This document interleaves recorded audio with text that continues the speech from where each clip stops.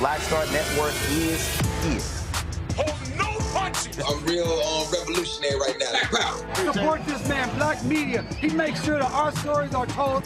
Thank you for being the voice of Black America, Roland. Stay black. I love y'all. All momentum we have now, we have to keep this going. The video looks phenomenal. See, there's a difference between Black Star Network and Black-owned media and something like CNN. You can't be Black-owned media and be scared. It's time to be smart. Bring your eyeballs home.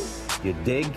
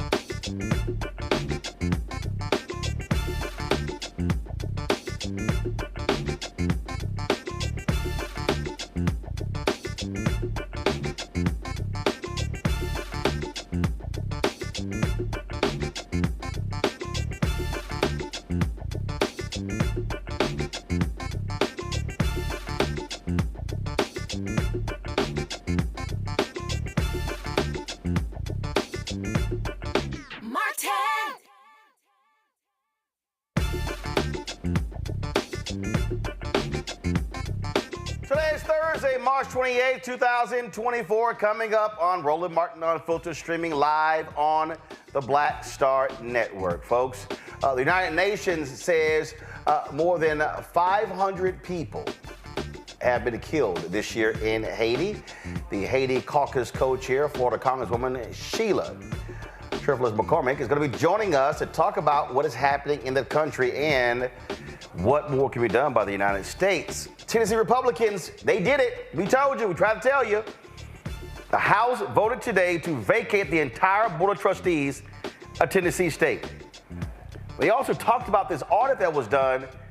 Do y'all realize they spent more money on the audit than what they claim TSU supposedly didn't follow right procedures? We'll be talking with House Representative Harold Love about this particular issue. South Carolina gets to move forward this election cycle with congressional maps that already ruled unconstitutional based upon race. While voters are waiting for the Supreme Court to decide the case, which they heard in October. What the hell? And the third HBCU All-Star game is just over a week away. We'll talk with the creator of that game. It is time to bring the funk on Roland Martin Unfiltered on the Black Star Network. Let's go. He's got it. Whatever the miss, he's on it. Whatever it is, he's got the scoop, the fact, the find. And when it breaks, he's right on time and it's rolling. Best believe he's knowing. Putting it down from sports to news to politics. With entertainment just for kicks, he's rolling. It's on go, roll, y'all. It's Roland Martin, yeah. Rolling with Roland now.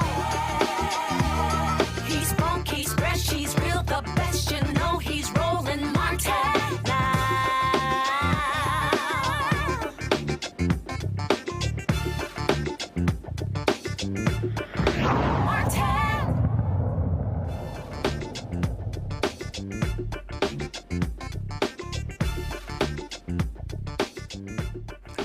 While members of Haiti's International Presidential Council are near being officially installed, the UN says more than 1,500 people have been killed in Haiti this year. Violent gangs continue to ravage the struggling country and growing stronger as homeless children are being swept into the chaos. The co-chair of the U.S. House Haiti Caucus, Congresswoman Sheila Cherfilus-McCormick, joins us right now. She is quite familiar with what's happening right there. Congresswoman, glad to have you here. First and foremost, what's interesting here, again, is how you look at the reaction. You've got folks on the right who are, oh my God, the Haitian migrants are coming. Yet if these folks were Cuban, there'll be a totally different reaction in South Florida. You're 100% correct. Instead of them looking at the humanity of these people and what's going on, they're sitting there trying to make it, politicize it by saying, oh, there's going to be a Haitian invasion. Haitian people are going to be coming in. But the truth is we haven't seen elevated numbers of Haitian people hitting the shores just yet. But what we are seeing is a need to help right now. So instead of us trying to fear monger, what we need to focus on is making sure that we can do everything to prevent Haitian people from going to the sea. And doing that is for us to know right now we need security and we actually need a government. In addition to that, we have to look at the causes. You have 1.4 million Haitian people right now who are facing a famine. More than 5 million people also are struggling to have food and water. When you look at these aspects and the gangs taking over, they displaced over 360,000 people from their homes. These are the reasons. The gangs are actually facilitating all these problems. So we need to focus on making sure we're releasing the 40 million, which the administration has already requested, that the Republicans are holding on to, so we can have a security mission and also support the transition government. But until that is done, we're going to keep talking about these issues and these statistics, and the issues are going to actually be amplified. So what's the reason they are giving? How can they keep whining about security and then not want to release the money that will help with security?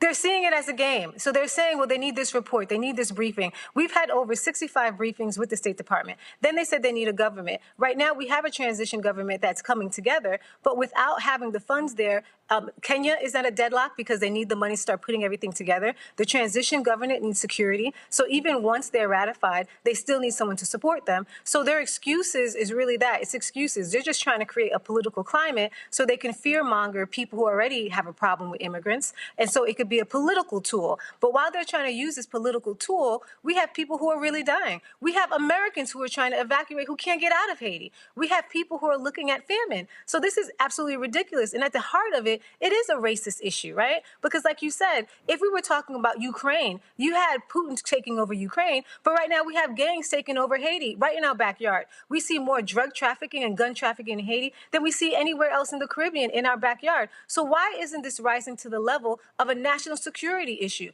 Why isn't everyone seeing it as a national security issue? We have gang members right now going back and forth to Russia, trying to speak to Putin to come into Haiti, but we still don't see it as a national security risk. We're still sitting there straddling the fence and walking slowly to help the people of Haiti. It's a race issue. You are the first Haitian from Florida to serve in Congress. This was the PBS story when you were elected. Go to my iPad. They said that you were ready to fight for Haitians. And so this is near and dear, very personal for you. It is, and especially when I look at every side, right? Because we know how politics has been internationally, not just for Republicans, Democrats. It seems like it's been the policies of the United States to really harm Haiti. And so right now, if we're saying we're going into a new age where we're going to have a Haitian-led solution and support Haiti, well, let's do what we said before. Let's put our money where our mouth is and put out the money for the security mission. Let's make sure that we're extending TPS. Let's make sure we're not deporting anybody to go to Haiti right now. As of right now, the deportations have stopped, but that's more incidental. It's not actually intentional. So our policies have to be intentional to protect Haitian people, but this would be no different than the policies we have towards other countries, no different than the policies that we have in Ukraine, no difference than we have and policies that you have even for Venezuela. So why is the policy so different when it comes to Haiti? We have to address that. And I think the administration, as well as the other side, has to do better than this. We've been here now for 2 years. Since 2 years, we've been complaining about the instability in Haiti. Since 2 years, we knew that there were drug lords in Haiti. We also knew that there were mercenaries that were sent there to kill the president. And now that Haiti has no government, who do you think is running in? I just saw a propaganda video, and the gangs who before they were walking around barefooted with old shirts, they have new uniforms, they have trucks, they have all these guns that we've never seen before. Who's facilitating that? The longer we don't help Haiti become stable, the more the cartels can take over Haiti, the more guns are going to be going into Haiti, and the more drugs are going to be coming out of Haiti, coming into the U.S., and that's the reality. I had a retired General Russell Honoré on the show last week, and then I had a couple of Haitian activists on the show just the other day, and they said that he is someone who Haitian Americans and folks in Haiti trust. Part of this issue is trust. A significant part of this is the United States history when it comes to Haiti, sending the military there, invading the country. And so are we is the United States government a legitimate mediation entity, or do you think it requires having others who Haitians can trust, who others can trust, that it's not the United States trying to control the independence of this country? You're absolutely right. I think that it has to be more of an international program, and that's why CARICOM is supervising the negotiations right now. And I have to really clarify that because there's been misinformation as if the U.S. is actually supervising it. It is not. It is CARICOM who is supervising it. And the truth is that the United States does have a problem with credibility because of our history and how we've dealt with Haiti before. So no, the United States should not be meddling or choosing a leader, which we're not. Right now, it's a Haitian-led solution. We have more than 9 different parties who are at the table who are going to create this transitional presidential council, and then they will choose who's going to lead Haiti. But it has to be like that. Roland, I can tell you, as the only Haitian American in Congress, I think I get more calls from Haitian Americans who want to be president in Haiti. And I have to tell everybody, this has to be a Haitian-led, meaning you're living in Haiti, not living in the United States, right, trying become president of Haiti. So we have to empower the Haitian people, and we also have to make sure that they have justice. Once we empower them, once we support them with a security force, and once we support them financially, I think we'll start to grow in getting credibility with the Haitian people. But as of right now, we do not. Yeah, I would dare say if there's somebody who's a Haitian American and wants to be president of Haiti, move back. I mean, that was part of the issue that happened in Iraq, where we were talking to Iraqi nationals who were not there, and people were there were like, we don't know who these people are, we don't trust them. And so trust is a significant issue. First, have you, the CBC, have y'all met directly with the Secretary of State Blinken? And have y'all also had a direct conversation with the President of the United States on this issue?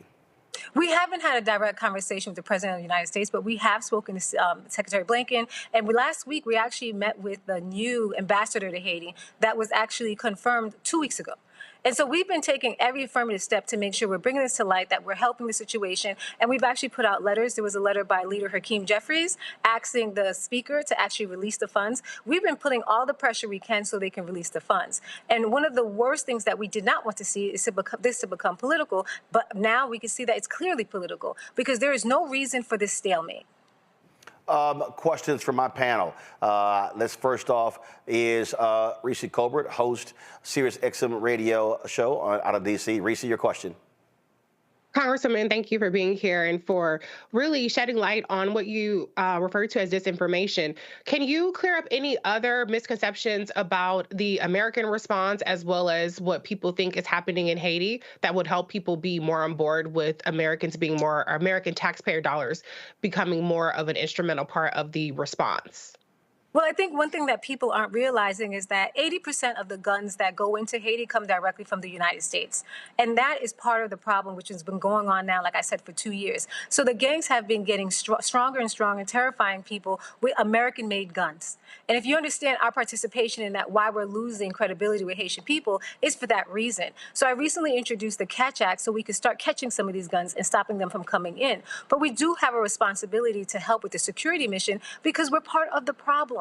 If we had stepped in earlier, right after the assassination, if we had said, you know what, we need to make sure that we're not propping up Ariel Henry, which was there for too long. One of the first things I asked for when I got to Congress was for him to step down because we saw a correlation between Ariel Henry and what was going on in Haiti. Every time he would be flying around and not being in the country was getting progressively worse. When we asked him to take specific steps, he never took those steps. So it became clearer and clearer that not only did the people feel like he was illegitimate, but also that he was doing things to make you think that he could be working with them. So unfortunately, we waited too long to move on this. But right now, we can't lose this moment right here to make sure that we have a strong government, and that government cannot be placed without a security mission. Lauren Victoria Burke, Black Press USA out of Arlington, Virginia. Hi, Congresswoman Cherfilus-McCormick. How you doing? I was wondering what the $40 million would cover. It seems like in the last 14 years or 10 to 14 years, Haiti has had some really bad, bad luck. There was the earthquake. Obviously, there was the assassination, and now there's this. So I wonder, what does the $40 million actually go to?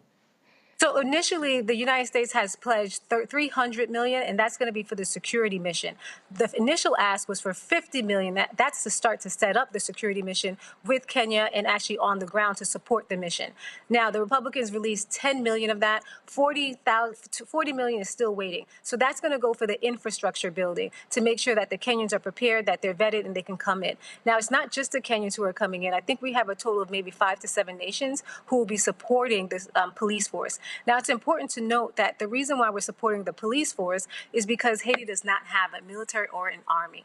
The only force we have right now in Haiti is that police force. So that money is necessary, or I would say it's imperative to even start the mission.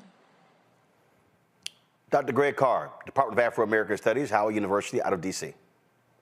Thank you, Roland, and thank you, Congresswoman Cherfilus-McCormick. First of all, praying for and hope that your family and community and people who are in Haiti are safe. I'm wondering if you have any thoughts about a couple of things. Number one, the distortions and the fabrications in the Western press as it relates to what's going on in Haiti on the ground with these various paramilitary groups, many of which seems like the best armed are the ones closest to the damn U.S. Embassy. Any thoughts about safety and concerns? People think the whole country is somehow ungovernable and on fire. And then who's going to lead this security mission, given that there's huge pushback in Kenya right now? I mean, the courts have ruled against them. The people are increasingly against this. And Ruto is supposed to be coming here for a state visit. And finally, in terms of this transition government, saw that Dominique Dupuy resigned, the Haitian Canadian who was affiliated with the UN. Did see that Lavoyas is represented there. Is this transition government commission credible, particularly given the fact that the last time the United States invaded in 2004, and got rid of Aristide, they did so with a UN stabilization mission that was an utter disaster. Well, we have to look at the parties who are at the table. Right now, there's 9 parties at the table. There's 7 parties who are actually voting members, and they all represent different parties within Haiti. So you do have Lavalas, you have Petit Dessalines, you have the Montana Group, you have EDE. I can't remember all of them, but you have a wide consortium of people who are actually in Haiti. If there was an election, they would be part of the election process. So I think that's what brings their credibility. In addition to that, you also have the faith-based groups who are there, and you have the private sector. So that, I believe, is the most credible that you can get when you have actual Haitian people. Now, with our past missions that we've had, I mean, everybody can admit that those past missions were not successful.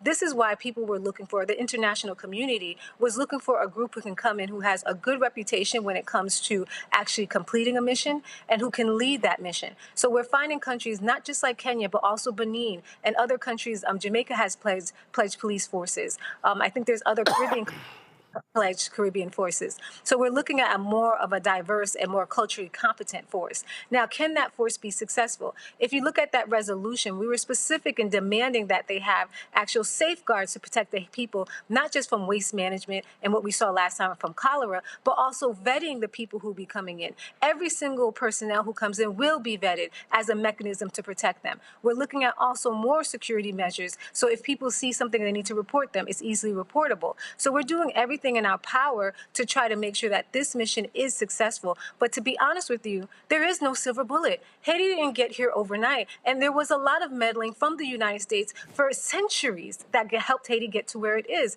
And it was punishment to Haiti because Haiti was the first republic and they supported Black people being free throughout the entire world. So when we understand the context of it, we understand how much work it's going to take to go forward and how much of an obligation and responsibility the United States has to recompense Haiti for what it's done to Haiti. I want to play this and get your reaction because I was reading a story in The Nation that these comments greatly upset a lot of folks in Haiti. This is from a former U.S. ambassador to Haiti, Pamela White. I'm sure you've already seen this here, but for our audience who is not, folks, listen to this. And Ambassador White, thank you so much for joining us today. Thank you for having me. This is a very concerning situation in Haiti. Gangs have pretty much taken control of the country. The prime minister forced to shut down, and he wasn't even in the country when this happened. Can you give us the very latest about what is going on?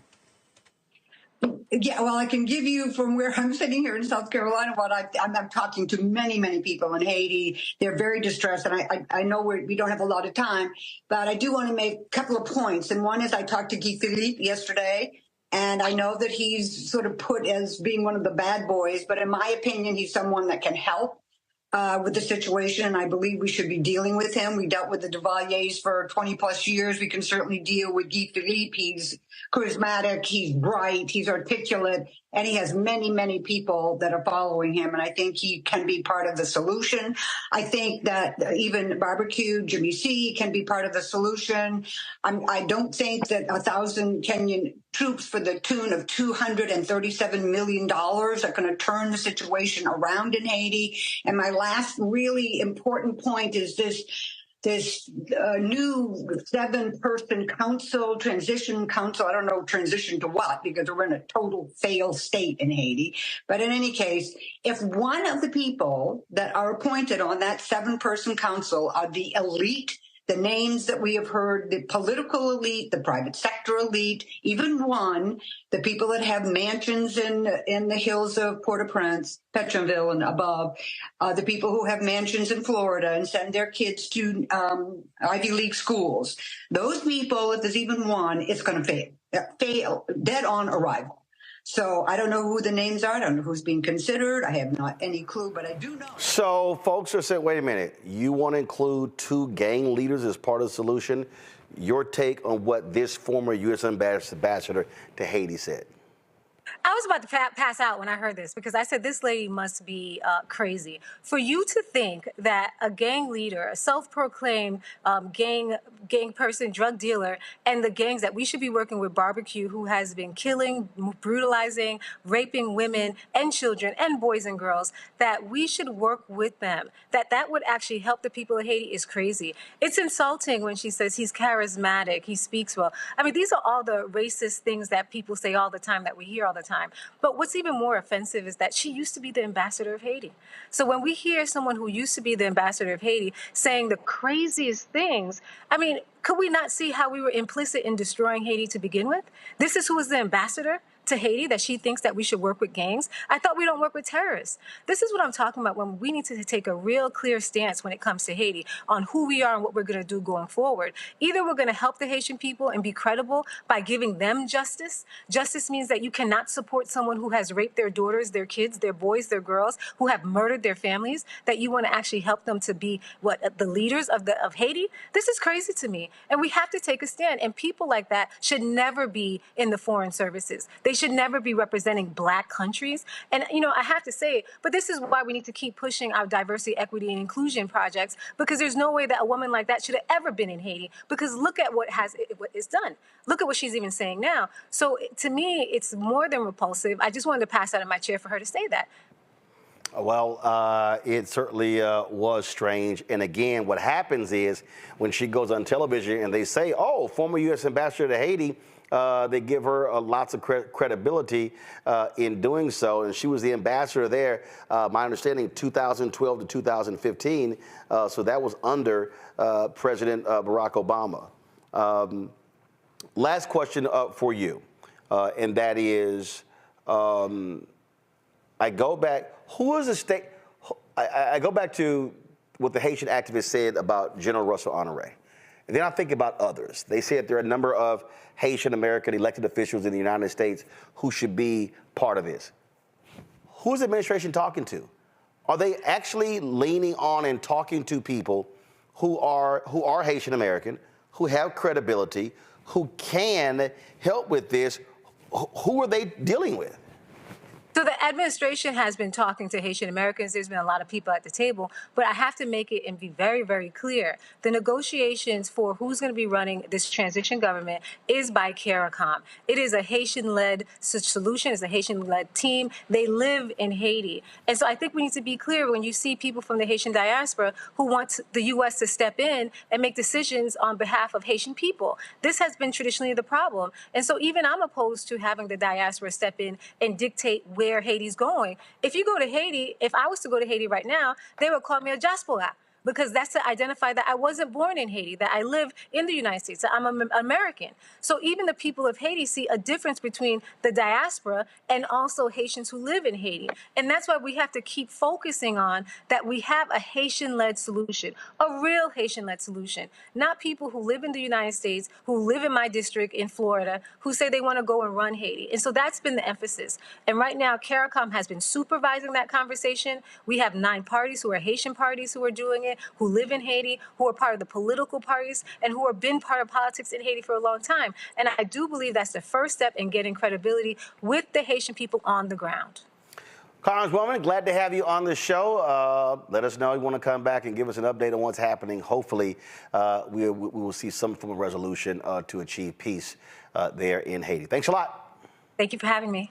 Folks, got to go to a break. We come back. Tennessee State dealing with all sorts of attacks from the Republican-led legislature. Today, the House voted to gut the entire Board of Trustees. We'll talk about that next with State Representative Harold Love. You're watching Roland Martin Unfiltered right here on the Black Star Network. Fanbase is pioneering a new era of social media for the creator economy. This next generation social media app with over 600,000 users is raising $17 million, and now is your chance to invest. For details on how to invest, visit startengine.com/fanbase or scan the QR code. Another way we're giving you the freedom to be you without limits. Next on the Black Table with me, Greg Carr, we look at one of the most influential and prominent Black Americans of the 20th century. His work literally changed the world. Among other things, he played a major role in creating the United Nations. He was the first African American and first person of color to win the Nobel Peace Prize. And yet today, he is hardly a household name. We're talking, of course, about Ralph J. Bunche. A new book refers to him as the absolutely indispensable man. His lifelong interest and passion in racial justice, specifically in the form of colonialism. And he saw his work as an activist and advocate for the Black community here in the United States as just the other side of the coin of his work trying to roll back European empire in Africa. Author Cal Rostiala will join us to share his incredible story. That's on the next Black Table, here on the Black Star Network. I am Tommy Davidson. I play Oscar on Proud Family, Louder and Prouder. Right now, I'm rolling with Roland Martin, unfiltered, uncut, unplugged, and undamn believable. You hear me?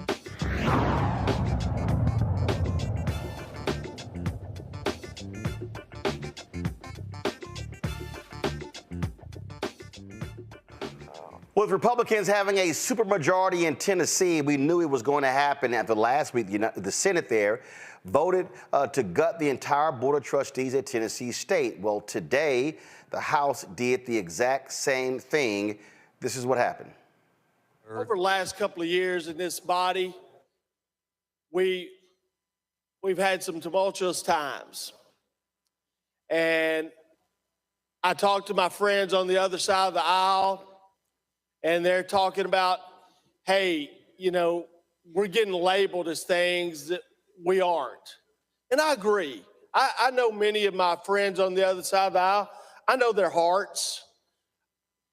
You know, I have conversations with them. We go out.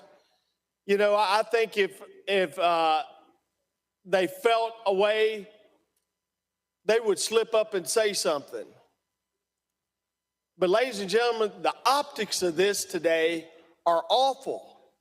If you can't look at this and see that the optics of what you're doing today is awful, you need to take your blinders off. I mean, you're going down the same path you did last year, and then you're going to look at yourself and say, we didn't mean to do that. We didn't mean to look that way. Well, you're doing it again. I'm stopping you before you drive off the cliff. I'm stopping you before you get on Saturday Night Live again. I'm warning you. I'm telling you. I'm helping you out here because I know many of you. And no one should accuse you of being anything but coming up here to serve to the best of your ability. But you're driving off the cliff right now. You know, I worked in GovOp many years as a staffer. I've seen many audits of many universities that look horrendous. Have we ever vacated an entire board of a university before? Have we ever done that? But an HBCU that we owe $2 billion to? Oh yeah. We're gonna take their board. You know, we're gonna hold them hostage, and we're gonna say you need to shut up about your $2 billion because we're gonna vacate your board. And if you say anything else, we'll do something else to you. You better sit down and shut up and accept the crumbs we send you. The optics of this are horrendous. You're going off the cliff. Don't do it. Don't do it to yourself and then wonder why the press is attacking you and saying things. You're doing it to yourself. Stop. You know, just because somebody puts a thumb up in the air doesn't mean you have to vote with them. You got a mind of your own. You know how you feel. You know what this looks like. And you're doing it to this university. May 1st is when students select which university they go to around the country. So you're just killing the admittance of the freshman class coming into this university. I'd hate to be Eddie George trying to recruit a football team right now with you guys doing this. What kid wants to come to that university when the governing body of the state is doing everything they can to their university? Use your minds, folks. Come on now. You're going off the cliff again. The optics are awful. You know they're awful. Don't do it. Just because these people stick their thumb up in the air don't mean you have to vote with them. You know this is wrong. It's horrible. And you're going to be on Saturday Night Live again if you keep doing this. That I'll sit down and shut up. And Republicans didn't give a damn. This was the roll call right here. It was a 66-25 vote. That's what it was. And I believe only 2 Republicans voted with Democrats on this particular measure. Joining us right now is Tennessee State Representative Harold Love. Glad to have you on the show. So let's get right into it. What happened here? Because my understanding, and talking to a number of people in Nashville, in the legislature, in the community, at the school, alumni, students, is that many thought a compromise was being worked out, that the House would have voted to replace 3 or 4, and then that would pass the House, and then when it came to reconciling the 2 bills, there would be negotiation between the House and the Senate. I was told that you had the votes for that. Did you have the votes for that? And if so, what happened? First, thank you for having me on the show, and thank you for your continued advocacy for HBCUs and Tennessee State specifically. And to your point, we knew that going into this particular vote, we needed to have a different amendment than what the Senate had proposed. The proposal was for 10 members to be vacated. That's all 8 of the governor's appointments plus the faculty and student trustee. Last week in the Government Operations Committee, we did have an amendment that would only vacate 3 board members, and those members whose terms expired in 2025 would be the ones vacated. We thought that going from there, we were going to be able to take that version on the House side, and if nothing else, get to a place where we would be able to go to conference committee. Between that date and today, I believe some of the members on the Senate side declared they were not going to back down, and newspaper articles, interviews showed that they were not going to accept our compromise, and they would not go to conference committee, and that they would not accept anything other than what they had proposed. And as a result, I think our House members realized that on the Republican side, that there was no way to even force the Senate to a conference committee to accept any version other than theirs. That makes no sense to me, because if the House passed its own bill that differs from the Senate, then they're forced to go to conference. That's not absolutely correct, because the way it works is this: if the House passes our version, then the House sends a message on the message calendar to the Senate that says, we don't like your version, here is our version, we would like for you to accept our version as the bill. If the Senate accepts that, then that becomes the bill we sent to the governor's office. No, this is what I mean. If the Senate passed their version, vacate the entire Board of Trustees. Right. If the House passed its version of, let's say, he replaces 3 and the House passes it, then what happens? Here are the options. If the House passes that version, we have a thing called the message calendar, which then sends the Senate our version to say, we don't want to adopt your version. Here is our version we want you to adopt. Right. The Senate then has the option to either refuse our version or accept it. So if the Senate then refused your version, then what happens? If they refuse our version, then they want us to accept their version. And if y'all don't accept their version, then what happens? Then the bill doesn't pass at all. So conference committee is an option. It's not a requirement. Wow. So it's either my way or the highway. And that's what one of the senators said in the newspaper, that he felt as though their version was the best one, and that he was advising the House to take up their version, or else there would be no compromise. So I'm trying to understand why they believe their version was the best one. Now, granted, the state comptroller did an analysis, and then they authorized an audit to be done. That audit cost about $2 million, right? Correct. Okay. So this is the audit. Go to my iPad. It was done by Clifton Larson Allen, correct? Is this the correct one? It's my first time seeing that. I think that is it. It says forensic audit. Okay. It says that that Jason Munpower retained them to perform the forensic audit, and it says that, as you are aware, a forensic audit is performed largely to uncover fraud or criminal behavior. While there were several recommendations for improvement of TSU's operations, the CLA firm concluded there was no fraud or malfeasance by TSU management. So if there's no fraud or no malfeasance, why in the hell are we here with replacing the entire board of trustees? That's what we argued last year when the $2 million was put in the budget.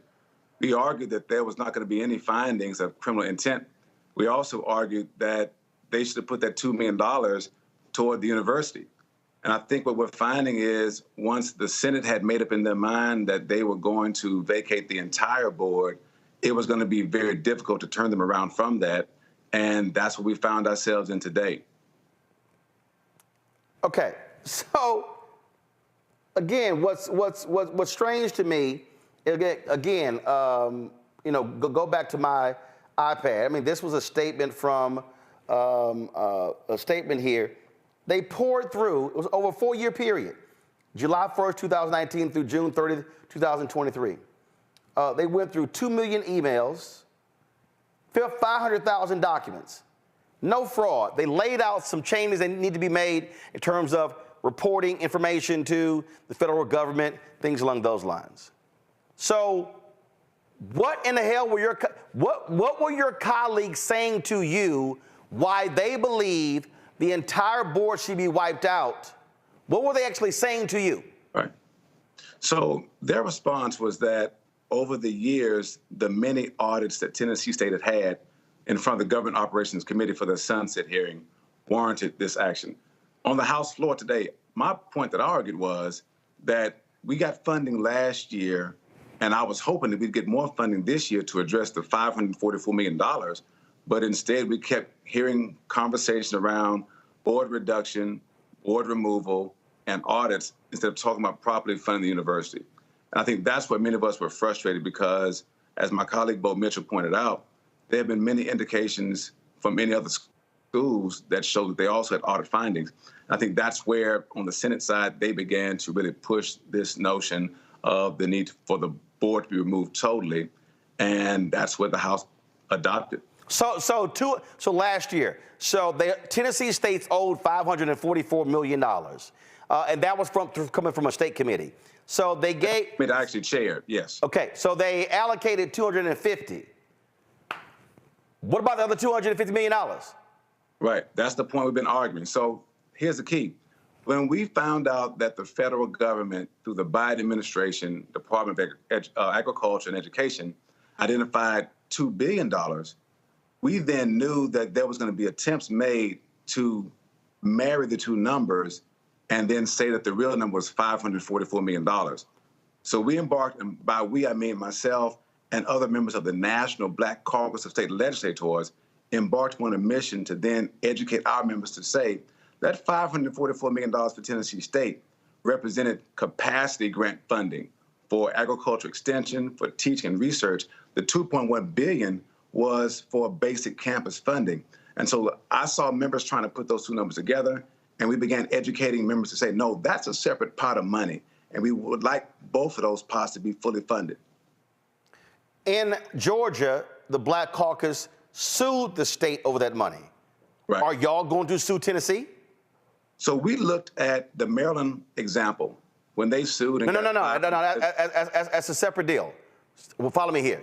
Georgia in September, because I had Georgia State Representative Derek Jackson on the show Monday, they filed a lawsuit with regards to that $13 billion you referenced. Correct. The Maryland lawsuit, I covered that extensively. That dealt with the duplication of programs that were allowed at University of Maryland. That took 13 years before they achieved that settlement there. So I'm talking about, would y'all consider, and would y'all move forward, filing a lawsuit like Georgia did, specific to that land grant money that the Biden-Harris administration actually designated? So when the Black Caucus met with Dr. Glover last year, we took the position that we were going to follow her lead on whether she wanted to pursue a lawsuit or not. But she's a state worker. She's a state worker. She can't. She's a state worker. In the Maryland lawsuit, actually, Coppin, Bowie State, University of Maryland, Eastern Shore, Morgan State were not involved in the lawsuit and the lawsuit wasn't even filed by those universities because they couldn't. So external groups did that. So I'm trying to understand again. You have an example where in Georgia the Black Caucus did that. Now in Georgia, the Black Caucus did that. I think a legislative route is actually a faster route. And I use an example of what we did in Tennessee. The committee met in 2020, discovered $544 million was missing, and then we received more than $250 million. We actually received $342 million. It was $250 million for infrastructure, $60 million for a new engineering building, and then $32 million for an agriculture building, all to address that issue. I'm not sure if the Georgia lawsuit is going forward. We did also see that. No, the Georgia lawsuit is going forward because I had the Georgia representative on this show on Monday. Right, I saw that episode. Okay. And I don't know what their results are so far. I do know that in Florida, they also sued, but that case was thrown out. Well, first of all, you had a group of students that sued in Florida, and so the question there became when it came to standing. So I do want to. Now, I do know the school brought someone in to look at the possibility. I don't know where that case is right now with Tennessee State. They had a town hall, and Attorney Crump came in. I don't know where that is right now. Okay, so now, has the governor signed this bill yet? I don't know. I knew it was signed by the speaker and by the lieutenant governor and was sent to the governor's desk today. Okay, so that means that the Board of Trustees has been engaged in finding a new president. They've identified 3 candidates. Is this board going to be allowed to pick that president? Or the moment the governor signs that bill, does that wipe out all the work that they've done and now the process must start over? I think if we look at the statutes, if the new board is put in place very soon, then that new board is the only entity that has the authority to hire a president. So the old board would not be able to do that. The new board would be the ones who would be hiring. I'm not sure what their idea would be. I don't know who the new board members are. So I don't know what their perspective may be. Right, because the governor has to name those new board members. We have to confirm them. Governor Bill Lee has signed the bill into law. So you say you have to confirm them, which means that, again, until those board members are replaced with new appointees, even though the governor signs this into law, what happens right now with the current board? The governor signed to law then, correct? Yes, he's already signed it. All right, so then that means that all those board members are now removed and he'll have to replace them with new appointees. But y'all have to approve those new appointees. So as we sit right now, there is no governing structure other than the president's office. There's no trustee governing structure over Tennessee State right now. No, the law says that those appointees take office at the moment he appoints them, and then we confirm them after that. But he hasn't appointed. So how do you take office until you're confirmed? So that's the way the law reads, that if they're appointed, then they come before us for confirmation. Okay, I'm gonna go. Okay, so let me. First of all, I'm gonna come back to the whole point of the lawsuit because I think that's critically important. But I got a couple other questions. I don't particularly. Okay, so first we already dealt with that issue in terms of the presidency. I hate when people are sitting here going back and forth and speculating, throwing stuff out, and that is here. Folks were sending me all kind of emails and text messages saying that Representative Love would like to be the interim president. He would like to be considered for the presidency. Would you say right now that you have no interest in being the interim president of Tennessee State, no interest in being the president of Tennessee State? Yes, I will say that I have no interest in being the interim or permanent president. And I'll tell you why. Come this December, I will be the president of the National Black Caucus of State Legislators, an organization that my father helped start in 1977. That is a 2-year term for that office. Secondly, this is my 25th year in pastor. I'm the pastor of Lee Chapel AME Church in Nashville. That's my calling. I love pastoring my church. I love helping the community. So I don't want to leave those two positions, pastoring or in the legislature. And so I will say, again, I have no interest in that. I told the newspapers that back in February the 6th. I've told the National Alumni Association that 3 times. I'm grateful for the fact that people may think that I would do the job well, but that's not what I want to do. So I'll say it again. I have no interest in being the interim or permanent president of Tennessee State University. What should the President Glover has announced she's retiring, and so I'm not sure when her term ends. Should she stay through the end? Graduation is May 4th. Should she stay through the end of May or June? Because again, until you get a board, I mean, you've got no leadership. What should happen with President Glover? I don't know. I've talked to her, and I think that this whole process has taken a tremendous toll on her. Many times she said to me that she wants to leave as soon as she her time is up, because she's done a decade plus at the university, done tremendous work, but these last 2 years have been a tremendous toll on her. I mean, you think about last year, you had me on your show, and I appreciate that. I was streaming from Liberia, and the power went out a couple of times. We were talking then about this board issue and about the president and the votes. And so this has been a difficult time for her. It's been a toll on many of us here in Nashville as well. In terms of what's next, because again, if a new board comes in, process starts over. Who should be involved in choosing the next president? Should that be the sole domain of the Board of Trustees, or do you want the Black Caucus and legislators involved in choosing the next president? What should be the conduit to choose the next president of Tennessee State? So statutorily, the Board of Trustees are the only ones who can choose the president. I will say this, though.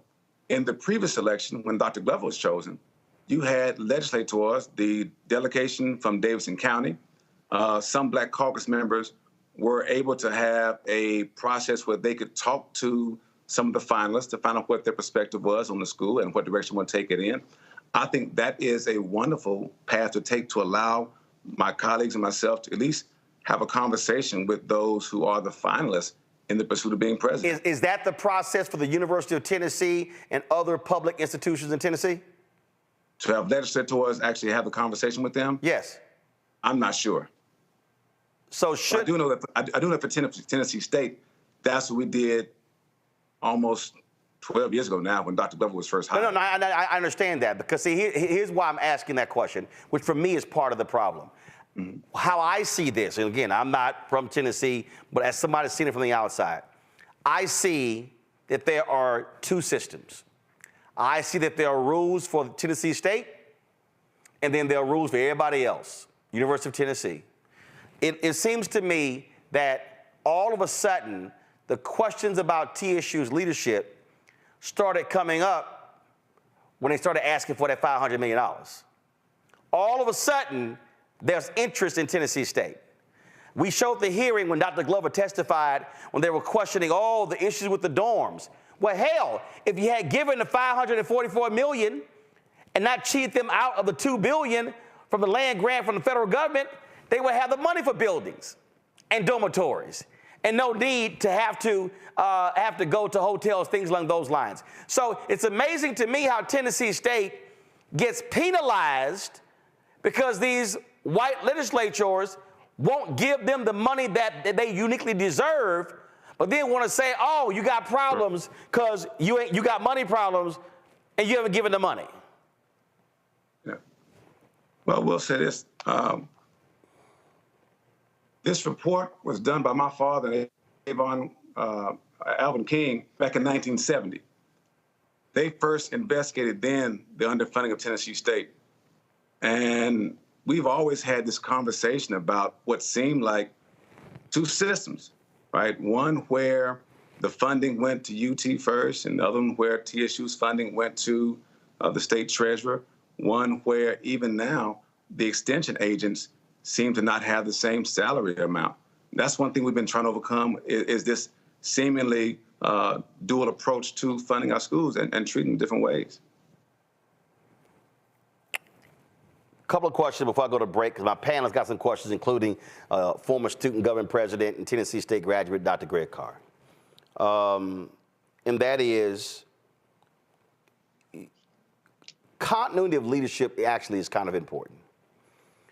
So you got a board of trustee here. So I'm curious, would you, and I understand what you said earlier about Dr. Glover, hey, all the stuff we're going through.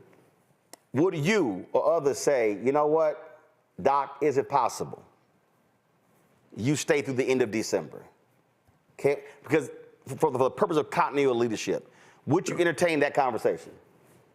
We did one time before. The Black Caucus sent a letter, and she has expressed again that she does not want to do that. Well, well, first of all, that was before all of this. So it was during all of this. When was it?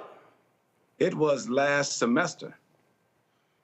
Right, but I'm saying now, board trustee vacated. Yeah. Search process starts all over. So I mean, we don't know how long it may take. You know, you might literally go through the summer and the fall without an actual permanent president. That is possible. Or you may have a situation where once the governor makes these appointees, this new board may say, well, we have 3 finalists, and let's now go through the process and choose from those 3. I'm gonna go back to the question I had about the lawsuit. I understand that you said it would be faster if the legislature gives the money. Well, I think it would be. I could be. But is there any indication? But is there any indication they're gonna do it? I mean, you had your members. You were on the floor today. You had other members talking about the money.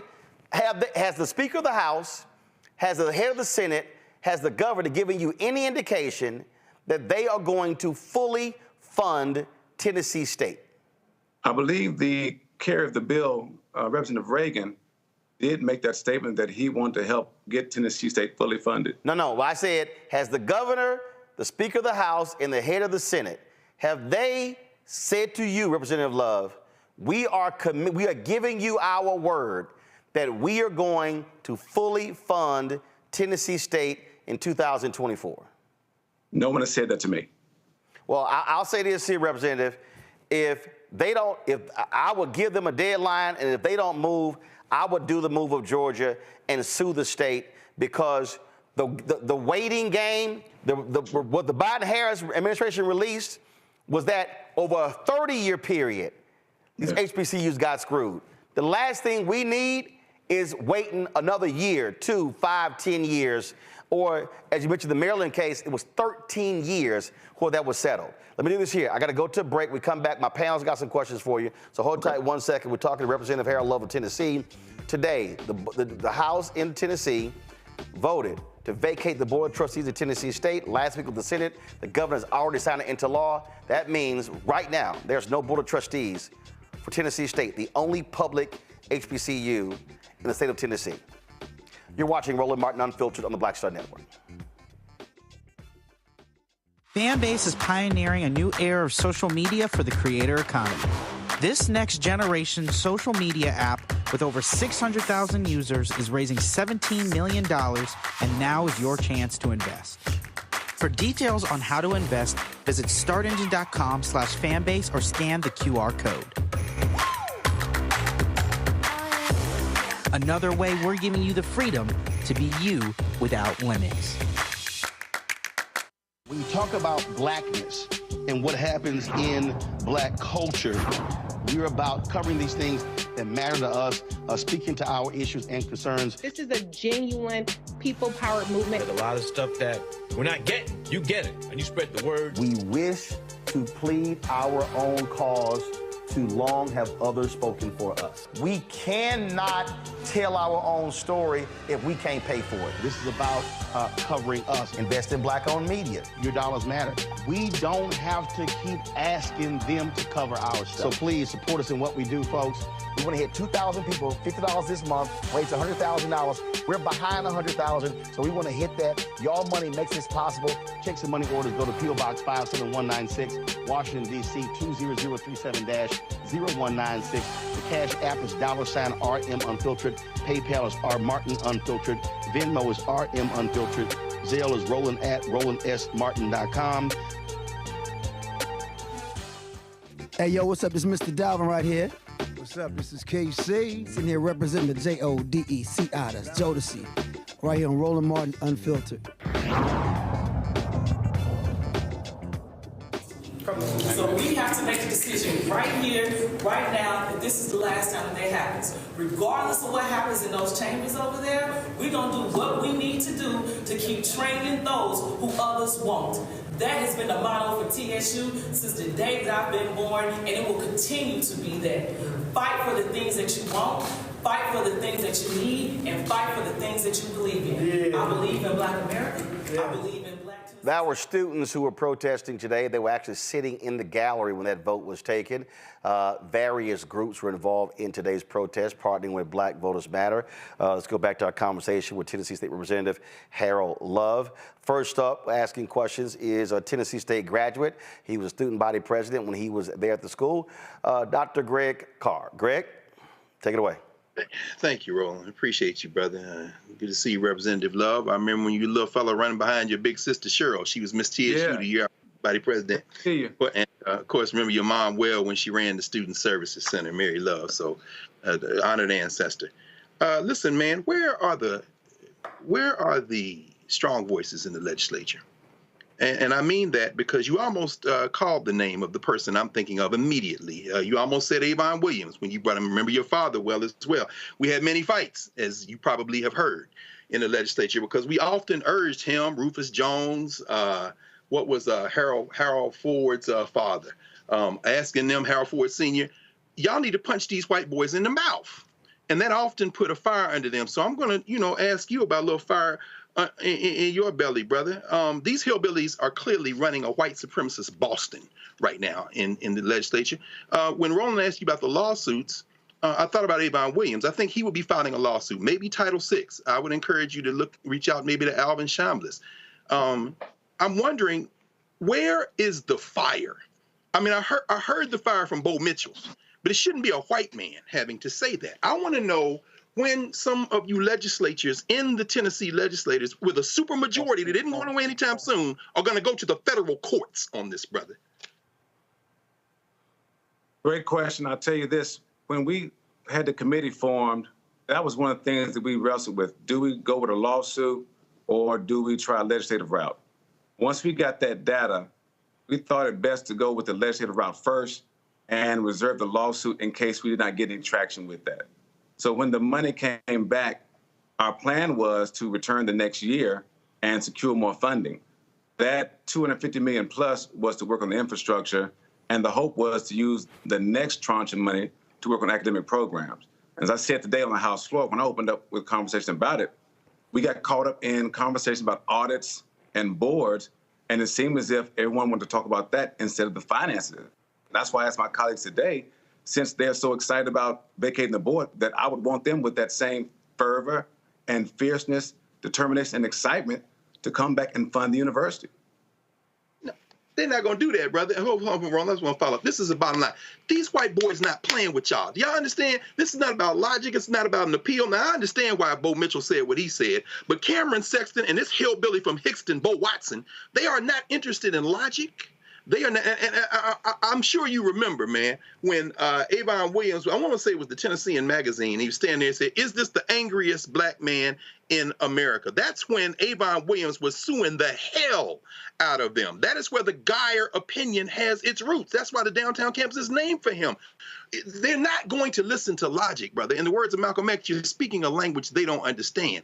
It's not either or, is it, Representative Love? It's both and. While you are trying to appeal to their common humanity, you go to court on their ass, brother. Whether you win in federal court or not, whether it's Title VI lawsuit, because you remember the dual system of higher education in the state of Tennessee, THEC and the University of Tennessee system, and you got the State Board of Regents system, and then they get rid of their board. They are treating Tennessee State differently. Whether a federal court agrees with you or not, you've got a case for a but-for case in terms of racial discrimination. But for the race of Tennessee State, which if you remember from the original federal lawsuit, the Geyer lawsuit, they were saying that they wanted Tennessee State to lose its racial identity. But for that, they would not have dismissed this board. Whether it's dismissed or not, them hillbillies don't care about Saturday Night Live. They can't spell Saturday night or live, and they don't watch it. That's why that punk was smirking in front of Bo Mitchell while he was talking. But I'm saying you got to go to court too, brother. If it's not y'all, get some people together. Where is the courage in the state of Tennessee right now? Well, I think we got it. There was a group of preachers, I think, that came on the last show that Roland had, Chris Jackson and some others with IMF, who I think may be looking at that route. I can't say if they are or not, but I hear your point. And we will look at some alternative routes than just a legislative one. Reese, Greg, you finished? Yes, thank you, Roland. Reese, go ahead. Representative Love, I'm curious at what legislative paths there are, given that it seems like they're not negotiating in good faith. I mean, they did switcheroo at the last minute. So are there other legislative paths that don't necessarily involve bringing things to a floor vote? You know, just help educate me on that aspect. So one path we can take is this, and that's the one we use to get the other money, is to get in the governor's budget. One thing we discovered is it's much harder to take money out of the governor's budget than it is to put it in after the amendments have been put in. And so that's the path I would hope to take, is this next budget cycle to get in the governor's budget that money we're talking about for academic programs. Dr. Glover has worked tremendously hard and talked about moving from R2 to R1 status.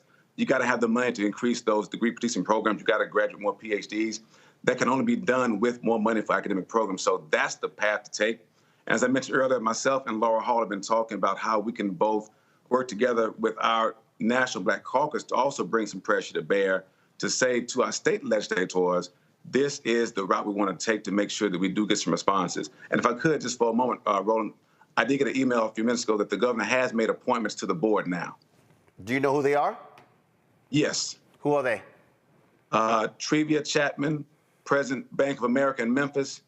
Jeffrey Norfleet, Provost and Vice President for Administration, Shorter College in Arkansas. Marquita Qualls, Founder and Principal, Entropia Consulting. Terica Smith, Deputy Mayor and Director of Human Resources in Jackson, Tennessee. Charles Trauber, General Counsel, Division of Real Estate, Retail, and Financial Service at Bridgestone Americas. Dwayne Tucker, CEO of Lead Public Schools. Kevin Williams, President and CEO of GAA Manufacturing, and Dakasha Winton, Senior Vice President of Chief Government Relations Officer at Blue Cross Blue Shield, Tennessee. And the press release says they're all TSU alums. Okay. Lead Public Schools is ain't that funky charter school that Lee tried to foist off on the state of Tennessee last time? That's Lead, right? That was Hillsdale. Well, what's the name of the public schools person? Lead Public Schools, Dwayne Tucker. Charter schools. Okay, here's what I'm trying to understand. Okay, one, it'd be great if you could text or email that to us. I would love to see it. So let me pull.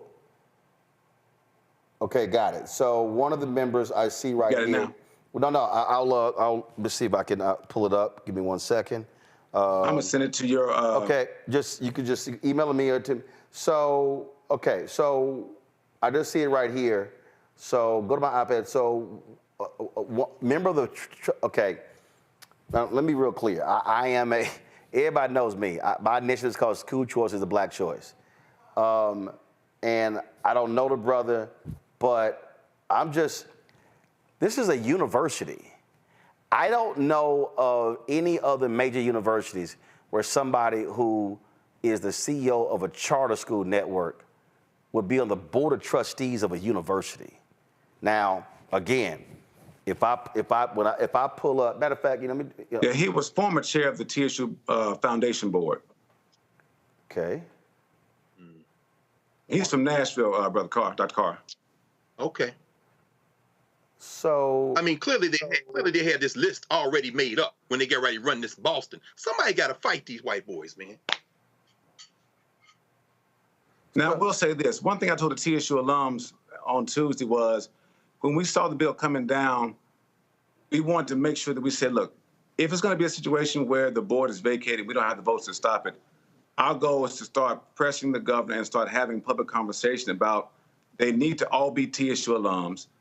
That was something that wasn't the case before, because the state law only requires that there be 3 alums, whatever school it is, whether it's Austin P, MTSU, Tennessee Tech.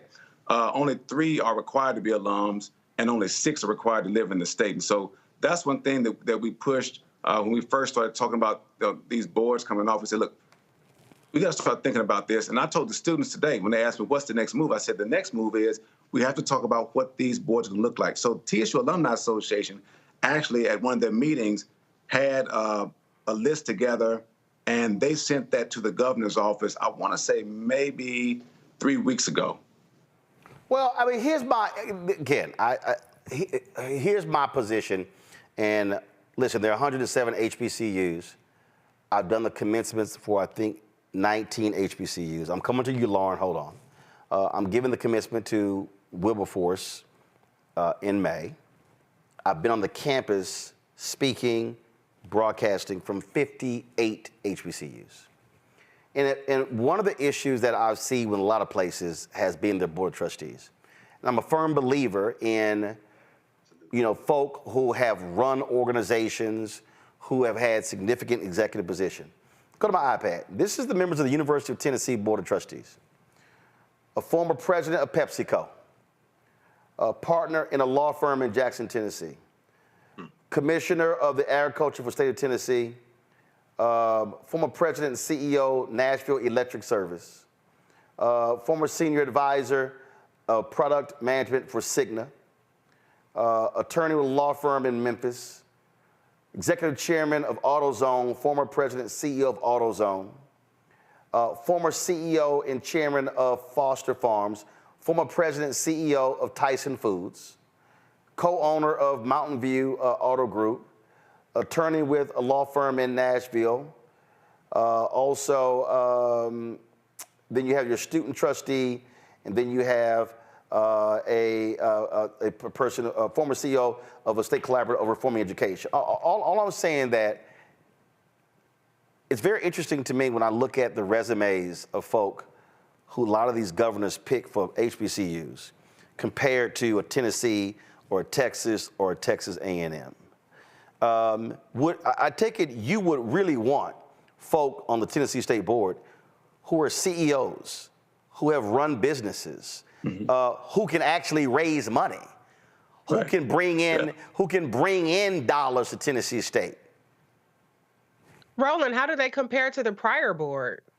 I'm gonna pull that up too, but I'm making a point. What typically happens with a lot of HBCU boards, especially at public institutions, I've seen it at Texas Southern University, the other TSU, and frankly, they've had folks on that board who the Republican governors would never appoint to Texas A&M or University of Texas. And so I'm looking at Kevin Williams. To your point, so I'm looking him up. He's the former CEO of GM in Canada. Good. Okay, that's one. Who else? I'm just curious about their backgrounds, because I'm sure you want folk who can properly, provide governance and lead the institution. Go ahead. No, I'm saying I just looked him up. Okay. Lauren, your question. Right. I'm pulling up right now the other names, but Lauren, go ahead. Representative Wood, so are we to understand right now as we sit here that there is no legal action being taken by any party who may have standing to sue the state for the money for the school? I mean, there's no one suing right now for the money that's outstanding that's due Tennessee State. It's my understanding that there is no one. I have heard several groups at several forums talk about getting a petition signed to get persons signed up for a lawsuit. Specifically, when Attorney Crump came to Tennessee State for the town hall, someone asked him a question about that. They even asked a question about whether former students whose scholarship and financial aid may have been affected because the school was not funded properly, if they would have standing. And the response, I think, was that they were looking into it. So to answer your question, I don't know of any specific group that is. I've just heard of several groups that have been looking to get people signed up in the possibility that they would have one. Okay, thank you.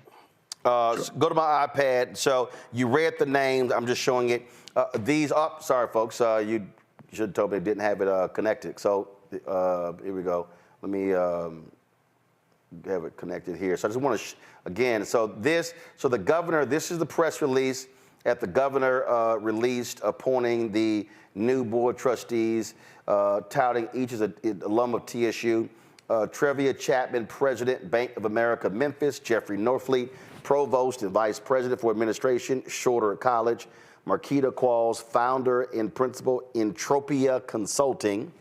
Tarika Smith, Deputy Mayor and Director of Human Resources, Madison County.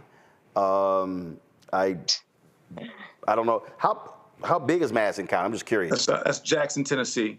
Oh, okay. Jackson, Tennessee. Okay. Charles Traber, General Counsel, Division of Real Estate, Retail and Financial Services at Bridgestone Americas. Dwayne Tucker, CEO of Lead Public Schools. Kevin Williams, President and CEO of GAA Manufacturing. Dakasha Winton, Senior Vice President and Chief Government Relations Officer at Blue Cross Blue Shield of Tennessee. The faculty trustee and the student trustee, do they remain or do they have to get picked over? They have to be picked over. So the faculty would choose their trustee. The way the student trustee gets picked is the actual board members would pick that person. And I don't know the process that Tennessee State uses. I know some other schools have had a situation where the SGA will take applications and then interview the students, and then the president will pass those names on. But the board itself is responsible for choosing that student trustee. Last question for you. We're going to be in Nashville on Monday. We're going to be broadcasting from there. We're going to be at the forum. First of all, there's a news conference at 11 a.m. In the rotunda of the Tennessee Capitol. And then we are going to have, so all the folks you see there participating in the news conference. We were invited in by the student government vice president and the student, well, now the former student trustee. Then I'm going to be broadcasting my show from the forum in the TSU Student Center on the campus of Tennessee State. And so we look forward to having you and others there, because how I see this, Representative Love, this is not just an issue of trustees. Sure. It's also the money. It's also that federal money. Also, my concern, and I see this Republicans all the time, Republicans will take an action in Tennessee or Georgia or North Carolina, and then will use that as a blueprint in other states. Are you concerned that because of what Republicans have just done in Tennessee, that this is going to create a situation where they may try the exact same thing to target other public HBCUs all across the South? Absolutely. If I can say this again, you know, as my role starts as president-elect, started last year rather, and as president in December for the National Black Caucus of State Legislators, we immediately started having conversations with our colleagues in Arkansas, Alabama, Kentucky, New Orleans, Florida, because we all knew that there was the same blueprint for these other 18 land-grant HBCUs to have the governors refuse to identify and recognize the underfunding, again, in those two different buckets. And I can't say it loud enough. These are two different buckets. Those capacity grants and what the Biden administration identified, those are two different buckets. And we need all that money, and we need to make sure that we have all the resources and records so that if it's a lawsuit or a legislative route, at least people are equipped with the data to go in and say, here is empirical evidence. We discovered in Tennessee through that committee that in 1913, the state law said that UT's money goes straight to UT and TSU's money goes to the state treasurer first. And so we had to work through that process. And so, again, much of this is of concern to me. And that's why we're trying to make these strides, educate our legislators and our alums about the dangerousness of this being a nationwide effort. Absolutely. Well, we look forward. Greg, go ahead. before you go, Roland, the point that there is a student. So let me be very clear. Let me add, there's a student and a faculty representative on the board, correct? Correct. All right. So there's your point of entry for the lawsuit. They were not voted on by the governor or the legislature. They were voted on by their constituents. Yep. That's a good point. So how in the hell can you remove somebody who you didn't appoint? I mean, it's pro forma to appoint them, but anyway, I'm just saying, get some legal minds on this, brother. This is what I'm saying. Absolutely. I listen. I don't know of anything in America that black people have ever gotten where we didn't have to fight for it. And I fundamentally believe, and look, they have a supermajority, Representative Love. They can frankly ignore Democrats all day in the House and Senate. They cannot ignore a federal lawsuit. And that was federal money that actually was supposed to go to these HBCUs. And so that won't be a state lawsuit. That will be a federal lawsuit. I would really encourage y'all to hit them the legal route. And I would also say to all of those HBCUs in other states, in Georgia, in Tennessee, in West Virginia, in Texas, and on, hit all of them at the same time. That is needed. They've got to understand, we want that $13 billion. Yeah, 13 billion plus, because I'm convinced that it wasn't just 30 years. Oh, I agree. I mean, I agree. Get all of it. Yep. Get all of it. Representative Love, we appreciate it. We'll see you on Monday. Thank you. I'll see you there. Thank you. Folks, got to go to a break. So before this, kill the music. So why do I kill the music? Why do I want y'all to support what we do? That conversation we just had was a 50-minute conversation. Somebody sent me a text earlier, and they said, who has been covering this? Who's really been covering this stuff nationally? Other than us, nobody. Yeah, you see some other stuff. All these black people love watching MSNBC. Reverend Sharpton has done it for 3 or 4 weeks. We've been doing it for 15 months. That's just his show. Not at these daily shows. Not CNN. Sure as hell not Fox News. Not ABC. Not CBS. Not NBC. Why am I saying that? If y'all want to understand why black-owned media matters, this is what we're talking about. In fact, earlier today, this morning, is a perfect example. Somebody sent me a story where they posted the story. The New York Post posted a story saying that, we've identified the new owner of Revolt is Rich Dennis, who owns Essence, and he now owns the company. You can show it, y'all. Come on. No, you don't. The sale has not been finalized. Now, I done told you, Black Enterprise, keep reporting that. It's not true. Like, literally, the New York Post story hit, I got a text message 3 minutes later. It's not true. If y'all want to understand why it matters, why black-owned media matters, this is a perfect example. We cannot leave this stuff to white mainstream media because they don't give a damn. They don't care. You heard that white Democrat say they're going to make fun of you on Saturday Night Live. No, they not. The only reason that story went that big because they threw out the 2 black brothers and they kept the white woman. Saturday Night Live don't give a damn about no HBCU. Hell, I doubt Saturday Night Live even recruit at HBCUs. And so I need our people to understand that we have to build our own media ecosystem. And that takes resources. We set this show up. I did not want to charge for subscriptions. And I said, listen, we're going to a donor program. And I told everybody, I said, listen, we ain't going to send you no hats, T-shirts, mugs, towels, pens. We want all the money to go back into the show. You spend the money on a swag and a postage, hell, you ain't got money left over. And so this is what it's about. Y'all, I'm not lying. Ain't no billionaires, white or black, cutting us any checks. Ain't no millionaires cutting us any checks. We have built this brick by brick, and a lot of y'all have helped. And so when I say we've got to have our own, ain't no white network doing a town hall in Nashville on Monday. And I'm going to tell y'all right now, that's going to cost at a minimum $7,500. And that's on the cheap. That's for travel, hotel, per diem. I'm bringing 2 people down, our drivers driving our stuff down. That's what it's going to cost. Do we have to spend it on that? Nope. Are we spending it on that? Yes. Why? Because the same way it matters like we went down Bethune-Cookman. This is why we've got to control our own destiny, folks. This is why. So your check and money order to P.O. Box 57196, Washington, D.C. 20037-0196. Cash App, $RM Unfiltered. PayPal, R Martin Unfiltered.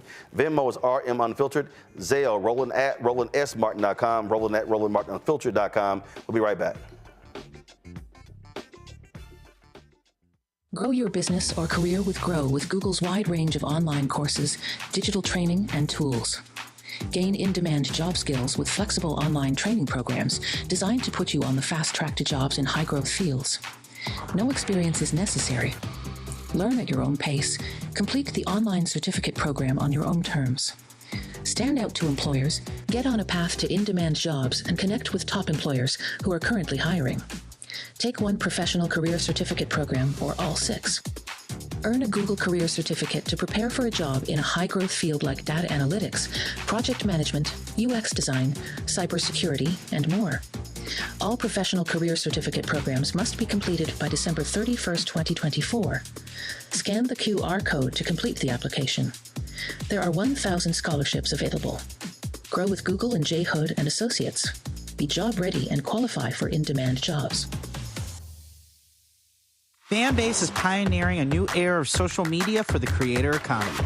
This next generation social media app with over 600,000 users is raising $17 million, and now is your chance to invest. For details on how to invest, visit startengine.com/fanbase or scan the QR code. Another way we're giving you the freedom to be you without limits.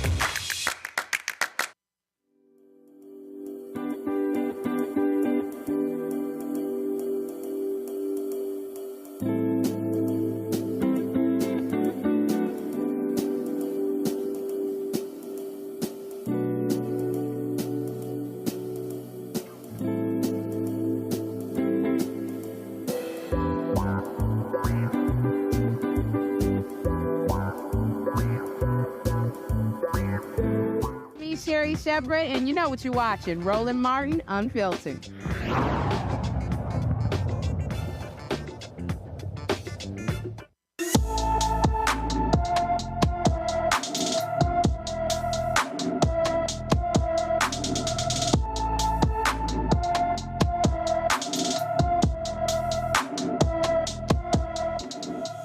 Hey, Bill Maher, this is why there's an ebony alert in California. LaShondra Follins has been missing from her Minden, Louisiana home since February 24th. The 17-year-old is 5 feet 5 inches tall, weighs 110 pounds, with black hair and black eyes.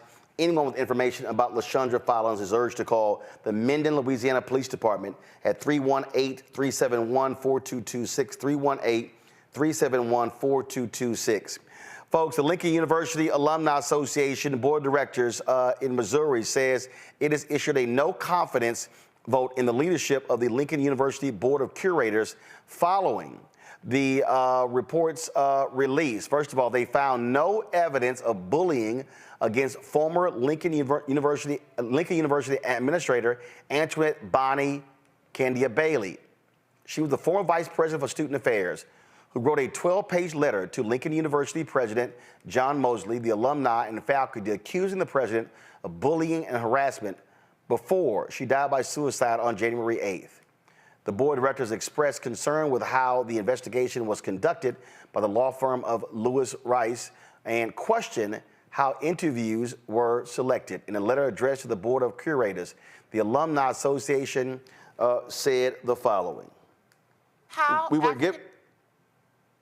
It said, we were given a president with minimal athletic leadership abilities and placed in a role requiring even stronger critical thinking skills.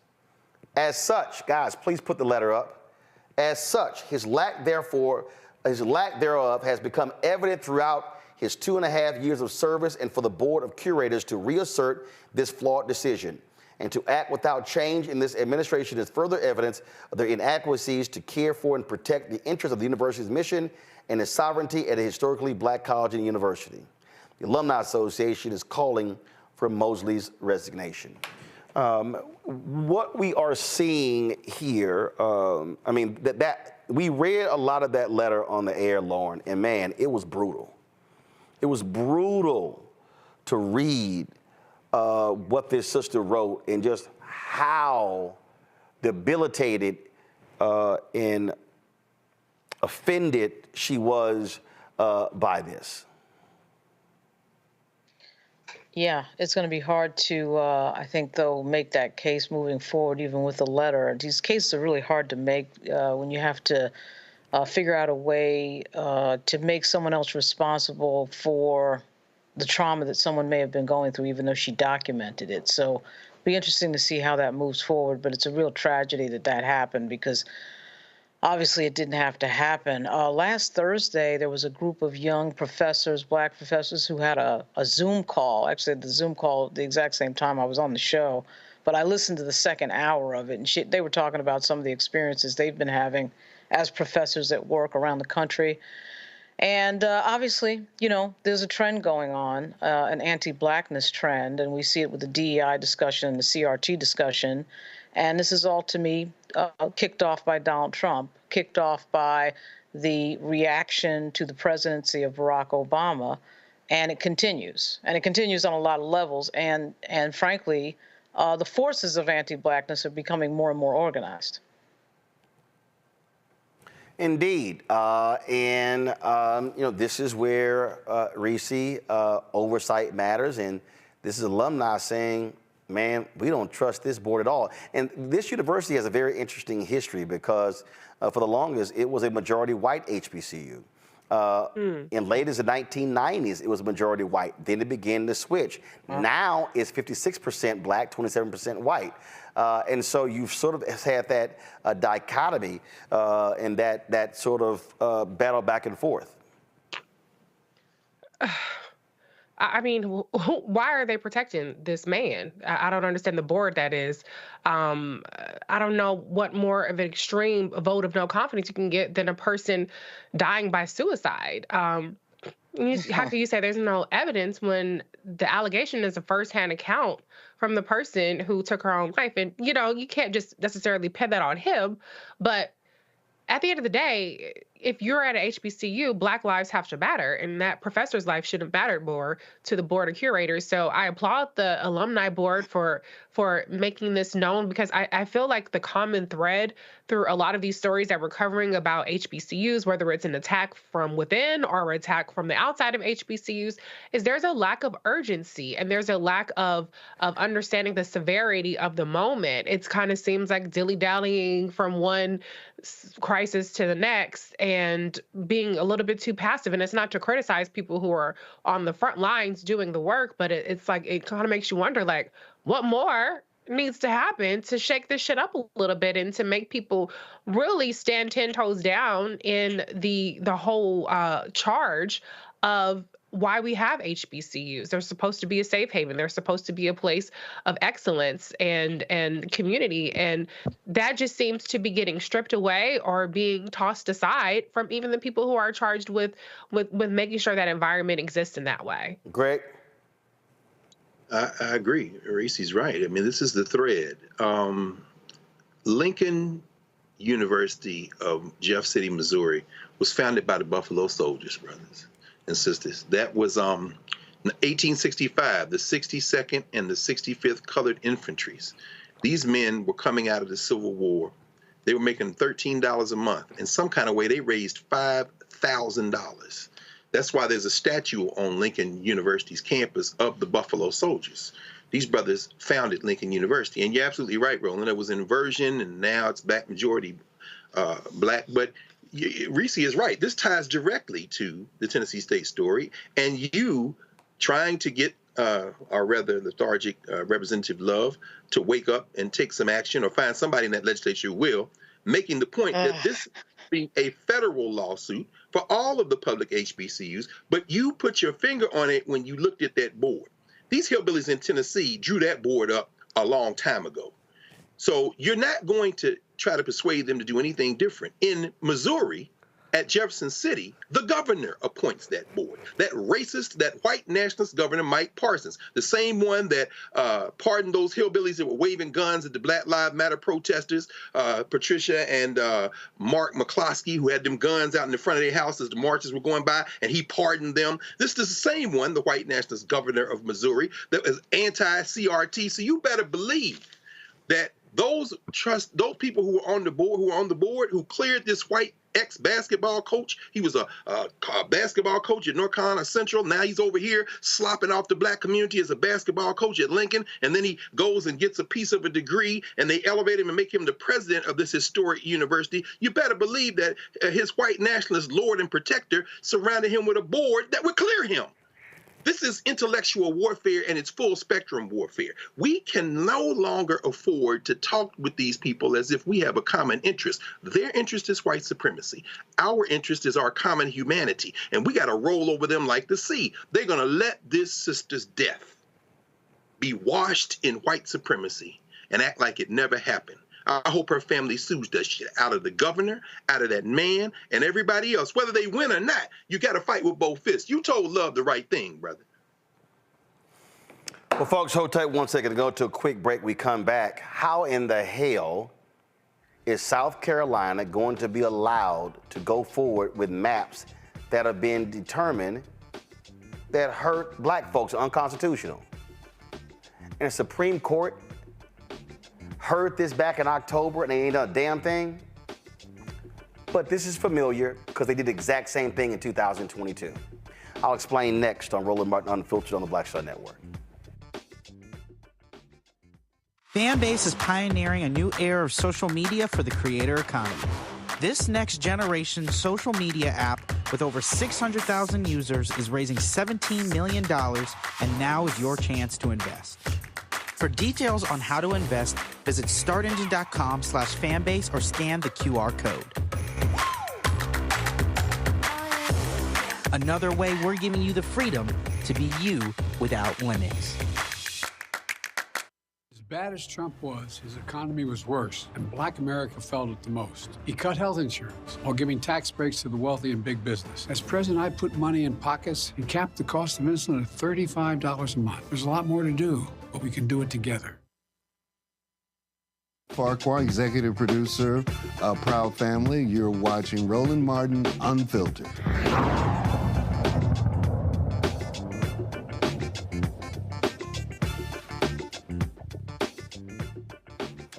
Well, folks, this is no shock. According to voting rights activists and civil rights groups, South Carolina should postpone its elections until the Supreme Court decides on the congressional maps a lower court already deemed unconstitutional. Yet, the courts are allowing these maps to be used, which makes no sense whatsoever. John Cusick is an attorney with the NAACP Legal Defense and Educational Fund. He joins us right now. So, John, here's what's crazy. Help me out. When was this lawsuit filed? We filed the initial lawsuit in 2021, amended it in 2022. It's been almost 2 years. Filed in 2021, amended in 2022. When did the courts declare that the maps were unconstitutional and they hurt black voters? January 6, 2023. January 6, 2023. Yep. So then it goes to Supreme Court. Supreme Court hears it when? October 11th, 2023. And we asked for an expedited schedule because both us and the defendants asked for a decision by January 1st, 2024. So let's be clear. you and the defendants said, hey, Supreme Court, could y'all please decide this case by January 1, so if the maps have to redrawn, there's enough time to do so in time for the primaries, right? That's exactly right, because as you know, sometimes states will invoke this principle to say, we don't have enough time to draw new maps, but there was a recognition of the urgency that to have enough time to put a map. And there was, as you said, it's not always common that both sides are on the same page, but this was a joint request made back in May of 2023. And we're familiar with that because Louisiana passed maps 2022. Their primary wasn't until August. It was way enough time, but the Supreme Court, after declaring unconstitutional, said, hold up, not enough time. It was like, actually, it is. Alabama, exact same thing. So we've seen this before. And so this Supreme Court decides to take its sweet-ass time issuing a ruling when, I'm sorry, it's just 9 of you. It ain't that many cases. This Supreme Court could have easily rendered a decision in time to meet the deadline both of y'all asked for. That's exactly right. You know, this case is so clear and straightforward. It applies binding Supreme Court precedent of just 2017 in a case Cooper v. Harris, where it has very similar factual analogies. Here in South Carolina, they used their power during the redistricting process to exile more than 30,000 Black Charlestonians out of Congressional District 1 into Congressional District 6. And when the map maker was up on the stand, the only thing he could say that there was some sort of common community of interest was an interstate highway all the way to the city of Columbia. And to do so, they targeted Charleston County, where all the other principles that they had applied in the other 46 counties, or the other 45 counties in South Carolina and the other congressional districts, he admitted they abandoned when they were drawing this map. And so they set this racial target to keep it there. To implement that racial target, they abandoned these traditional redistricting principles that had guided all their work. And you see this tremendous disparity of almost 30,000 Black Charlestonians moved out of Congressional District 1 for no reason. So the phrase that we also hear is called cracking and packing. And so really what happened here, they were like, yo, let's move these 30,000 Black people over to Clyburn's district, out of Nancy Mace's district, which made it easier for the Republicans to win, so by moving the Black folks out. Yeah, so they essentially, not during the legislative session, they didn't say that we were doing this for partisan reasons. Even the lead sponsor during the debate said this is not a partisan gerrymander. Then, unfortunately, what has come all too common is that during the litigation strategy after discovery is they start saying this is a political reason. We're doing this for partisan reasons. And, you know, this is unfortunately a American tradition where you see whatever parties in power invoke partisanship as a guise to target Black and brown voters. But the Constitution's clear that partisanship to discriminate. So it's crystal clear that for redistricting purposes, even though you might be able to have partisanship as a goal, you can't do so by targeting and using race in an excessive way as a means even to achieve a legitimate outcome. And that's exactly what happened here. We had expert, unrebutted evidence that showed even when you account for voters of the same party, Black and white voters, Black voters are more likely, even when they're in the same party, to be moved out. And so race, not partisan affiliation, was the only thing to explain this movement, and in a way where it was the predominant reason. So if the Supreme Court drops a decision on Monday, it's too late for the fall. Well, right now what happened is the lower court, the district court today, said essentially that maps can stay in place for 2024, both the primary and the general election. Now, it's odd that you talked about timing here. The defendants were on notice since February 4th, 2023, that they could not go forward with any maps under Congressional District 1. And the court was also clear at that same time that if for some reason the appellate process and the pending appeal weren't decided by that, they still could not go forward in that. And so you would think that by January 1st, when the Supreme Court didn't issue a decision, defendants would seek to move again for a stay to say keep the maps in place. That didn't happen. Didn't happen in all of January. Didn't happen in February. They waited 9 days before the qualifying deadline for candidates began to seek a stay. And then they moved the Supreme Court, while the district court did not issue a decision, to stay the entire map, even if it's affirmed. And so Right now, we're in the process of assessing and evaluating that, but that's essentially what's happening right now is that under the district court's order, maps and this unconstitutional map, even if the Supreme Court affirms, will be in place for the 2024 election. I mean, it just feels like the Supreme Court is essentially putting its thumb on the scale and helping out. And we saw what happened again in 2022. If they had allowed those maps in Louisiana and Alabama to be changed, Democrats could have likely held onto the House because that's how razor thin these margins are. And you know, that's exactly right. These have national implications. And for our voters and the clients that we represent and the Black voters, you know, the racial gerrymandering harm's clear and immediate. It's impact about everyday life. It's who's being represented. Will those representatives talk about everyday issues from infrastructure to roads to bridges? And, you know, this is one of the big things of why Charleston, with the significant Black population, advocated to be maintained together as a community of interest because representatives need to be responsive to those needs. They need to represent those candidates. And here, to the point you mentioned earlier, Roland, they were intentionally cracked to split up and prevent community members from advocating, from aggregating their voices in a way that those folks could not only be held accountable, but for representatives who could be mindful and responsive to the needs of Black community members in Congressional District 1. All right, then. John Cusick, we appreciate it. Thanks a lot. Thank you so much. Take care. Greg, on my Washington Watch show years ago, Cornell Belcher, the pollster, said to Black people, hey, we need to be looking at congressional representation in a different way. He said from the 1960s through the early 2000s, it was about let's get as many Black members of Congress as possible. He said that's not actually maximizing our power. Cornell said then, and this was 10, 15 years ago, that we need to be looking at sacrificing some of our votes in these Black districts with a heavily Black population to then impact other districts. And that's what Republicans don't want. What they want to do is they want to put as many Black people together as possible. That's what happened in Alabama. They just put all the Black folks in one, and they were like, there needs to be a second district. And Alabama's like, shit.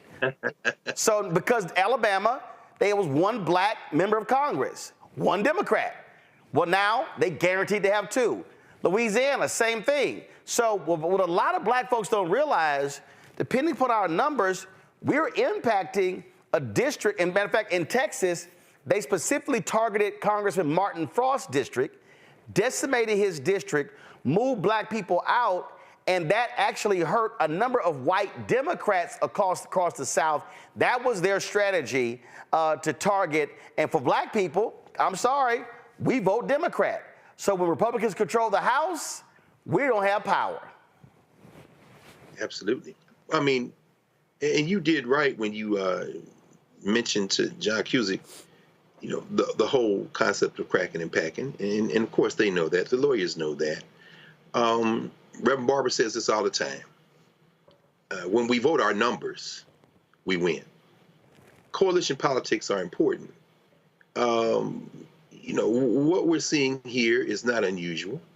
If you listen to the oral arguments in the Alexander case, then probably what's going to happen is that this white nationalist Supreme Court is going to say that they can't intervene because it's not a racial gerrymander, it's a political one. They're going to buy that lie.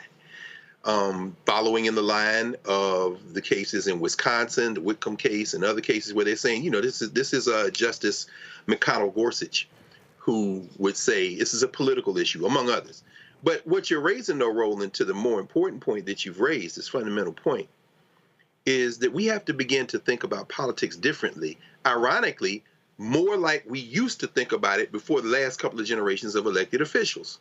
Meaning that, and when you look at the North Carolina cases, Shaw versus Reno, look at the Ashcroft case in Georgia, the debate has always been about, do you put a bunch of Black people in one district, or do you distribute Black people in appreciable numbers across districts to have a plurality to be able to influence who gets elected? Nancy Mace, that incompetent, illiterate, white nationalist clown out of South Carolina, is in a safer district now. Now, if you put more Black people in her district, she's going to either have to change her politics or hope we don't come out to vote. And I'll end with this. Even with these ridiculous numbers, these super majorities in the white nationalist South behind the Cotton Curtain, If everybody who is eligible to vote would register to vote, check their registration, and go in and vote, even with all the roadblocks being put in our way, there would be a different map in the South, gerrymandering notwithstanding. Yep. And that is a strategy that would come from the 1920s, 30s, and 40s. Sometimes you got to look backward to go forward. Our ancestors didn't let them stop them, and we shouldn't let these people stop us. Lauren, this is a lazy Supreme Court, and this is the right-wing Supreme Court knowing exactly what they're doing. They could have easily decided this case by the January 1st deadline. Yeah, well, the strategy so often is delay, delay, delay, delay. I mean, we see that all the time. They love to have the delay strategy. They just will keep having the conversation, keep having the meeting, talking about it, and all the while they will be controlling the game in the background. So delay is a major part of the strategy. You know, the other problem with this situation is that you do have a lot of black elected officials who do not necessarily want the districts to be distributed more evenly, because it's easier, obviously, to run in a district that is coming in at, over 50% black. So there's been arguments that I've seen in certain states where the black elected officials did not necessarily want to have two black districts, because when you have the one black district, obviously, it's really easy to run. But one of the untold stories of the Congressional Black Caucus is that there are so many districts now that are not even close to being majority black, that black lawmakers are winning in. And, it's people like Emmanuel Cleaver and Andre Carson. And, you're getting these more Latino districts in California, Maxine Waters' district, Barbara Lee's district. So a lot of these black members of Congress, on the federal level, a lot of these black members of Congress are winning districts that are not all that black. And the party doesn't really want to talk about that a whole lot. They want to nominate who they want to nominate, but you'd be surprised how many times you see it in the state level where a lot of the black state legislators do not necessarily want to create more black districts. They want to create a blacker district that is easier to win in, Yep. and so they don't have to campaign as much. Yep. So Reese? there's that. Well, I think that there is a disciplined, active strategy to disenfranchise black voters and to dilute our votes. And if you can do it by appearing to be hands-off while actually tipping the scales, then why not? I mean, the Supreme Court is an illegitimate institution, and they have tried every tactic. Sometimes it's outright gutting protections that have been there, and sometimes it's pretending to be hands-off. But they do this shit every single election cycle, whether it's the district courts or whatever courts, where they say, oh, sorry, time's run out, gotta stick with these racist-ass maps. And it just keeps repeating the cycle over and over and over again. But the reality is that we have to vote at least our capacity. And if we could do that, maybe we can't influence individual districts, but we can start to move the needle at least at the statewide level and make it more of a political penalty to do these kinds of gerrymandering activities in these states. And when we don't, then we end up with like the Jeff Landrys and the unconscionable things that he's doing now in Louisiana to further erode the citizenship of black people in that state. And so, we have these conversations about gerrymandering and maps and things of that nature, but until we even flex our might at the state level and at the federal level, they're going to keep being able to do whatever they want to do with their supermajorities, the Republican courts, and the courts with too many damn Republicans that Trump McConnell put on the bench. Folks, hold tight 1 second. When we come back, HBCU All-Star Game is taking place. We'll tell you all about it with our HBCU Connect segment. Next, Roland Martin Unfiltered on the Black Star Network. Fanbase is pioneering a new era of social media for the creator economy. This next generation social media app with over 600,000 users is raising $17 million, and now is your chance to invest. For details on how to invest, visit startengine.com/fanbase or scan the QR code. Another way we're giving you the freedom to be you without limits. I'm Faraji Muhammad, live from LA. And this is The Culture. The Culture is a two-way conversation. You and me. We talk about the stories, politics, the good, the bad, and the downright ugly. So join our community every day at 3 p.m. Eastern and let your voice be heard. Hey, we're all in this together, so let's talk about it and see what kind of trouble we can get into. It's The Culture, weekdays at 3, only on the Black Star Network. Hi, I'm Jo Marie Payton, voice of Sugar Mama on Disney's Louder and Prouder Disney Plus, and I'm with Roland Martin on Unfiltered.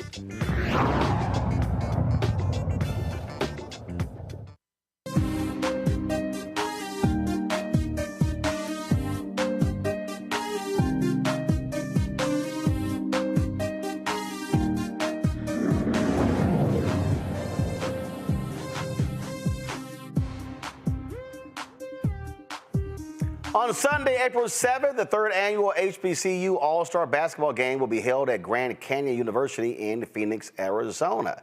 The game will showcase the best HBCU basketball players from the four historically black athletic conferences. It's the MEAC and the SEAC, taking on players from the SWAC and the CIAA. Players from Tennessee State, Hampton, North Carolina A&T universities will also participate. Travis Williams, the CEO and founder of HBO All-Stars. He joins us right now. Travis, glad to have you here. I often wear HBCU gear in the show, so I'm rocking North Carolina A&T today. So how did this idea originate? Yeah, thank you for having me on your show first and foremost. This is truly amazing. This is a God-driven vision that was placed in my spirit in October 2019 after 17 successful years in coaching. And so, you know, when God speaks, you have to listen. And so this is just a great opportunity where we got an opportunity to focus on ERA and OR, exposure, access, recognition, opportunity, resource, and results for our proud and prestigious HBCUs and tradition-rich HBCUs. And so it's just an opportunity to do something that hasn't been done, especially during Final Four weekend and college basketball biggest weekend. And so you're bringing them all together. How many players in total? So it's a total of 24 players representing of Team Rick Mahorn, the MEAC and SIAC and Independent All-Stars versus Team Ben Wallace, the SWAC and CIAA All-Stars. And so this is an amazing moment representing our four premier conferences. And so this is an opportunity during Final Four weekend to celebrate the best in black college basketball. What about the Gulf Coast Athletic Conference? Well, you know, eventually we're going to get there, you know, but I think more importantly, you know, we got to make sure for our NCAA Division I and Division II, but eventually we're going to get there where we're representing all leagues. Because last year, I'm trying to think, one of their schools was like 27-0, undefeated. Yeah. And like I said, hopefully we get there. You know, it's about getting this, as you know, Roland, about getting this right before we venture out and everything else. And so, and they even take one step further. We're looking at adding our women. You can't forget about the women. That's a different dynamic. And so we're excited about yeah, you had Jackson State, a phenomenal squad, went undefeated this year in the SWAC. And so, yeah, pretty good. Who are your sponsors? Well, we have some of our most amazing sponsors. We have Aflac, AT&T, Nike, and a host of local sponsors here that is important for us to not only give back to our community when we get here, it's especially important to support our local black and brown businesses here. And so prior to the game, we're partnered with Archwood here, where we're going to have a lot of our black and brown vendors as a part of our pregame and game day activations and activities. So we're excited about that. And so United Airlines, our official airline. And so there's a host of individuals that are coming in and helping us doing some amazing work here in the Phoenix community. Are the players or the conferences getting compensated? Yep. Well, you know, in the past few years, we've been able to offer scholarships, you know, donations to support all of our conferences. You know, this year, we invited all of our HBCU presidents to participate. We hopefully pretty much the majority of them come. During the halftime, we want to be able to present them a $50,000 check to support their HBCU All-Star Scholarship initiative. 50,000 each? No, 50,000 represent of each conference. Eventually, we'll get to the point where we're able to do that. So you're saying so you can present $200,000 in scholarships because you got four conferences? No, this is for the HBCU presidents. HBCU presidents that we're bringing in just to be able to support some of their scholarship initiatives on their campus. We're not there yet, but hopefully we get there. This is only year two of year three of our event. 50,000 total in scholarships. Yeah, representative of 49 HBC. So, Roland, we have 49 HBCUs 49 represent HBCUs, 65 HBCU All-Stars, and we selected the top 24. So we want to make sure that we support some of their initiatives there on their campus, and we want them in attendance and being able to. This is just the first beginning of getting this started. All right, questions for the panel. Greg, you first.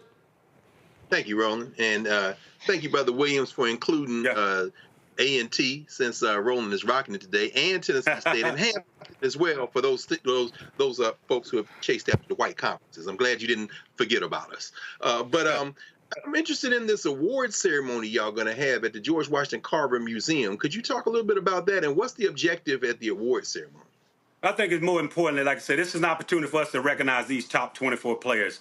Like I said, this is an exclusive group of the top players in black college basketball, and I think, we want to put the national spotlight on them. And just take it back. You think about it, there's 350 NBA players, 30 NBA teams, 450 NBA players, 30 NBA teams, and there's only one current active HBCU player. That's Robert Covington, who played for me at Tennessee State.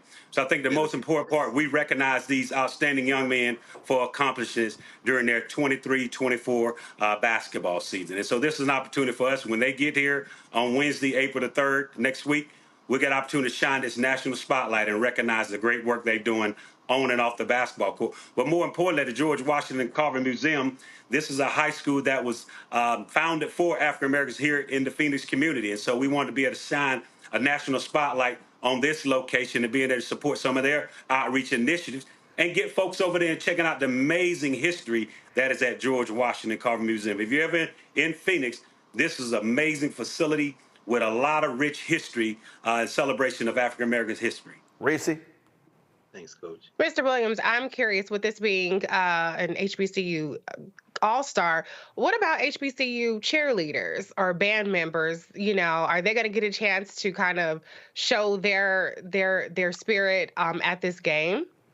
Of course, and I'm glad you asked that question. This game is about the entire HBCU experience. And so as you all know, the HBCUs don't exist out here. And so we have the Clark Atlanta University Band that will be here representing. Also, we have the Morehouse College Spelman cheerleaders. And so we will have a little bit of that Atlanta AU Center that's represented here in Phoenix. And so we're truly excited for Clark Atlanta University and Morehouse College representing our band, our cheerleaders, our dance team. Just a truly exciting moment to bring the entire HBCU experience to this part of the region, part of the country that it doesn't exist. Yes. Lauren. Is there anybody from Virginia, any of the All-Stars from Norfolk State or Virginia State?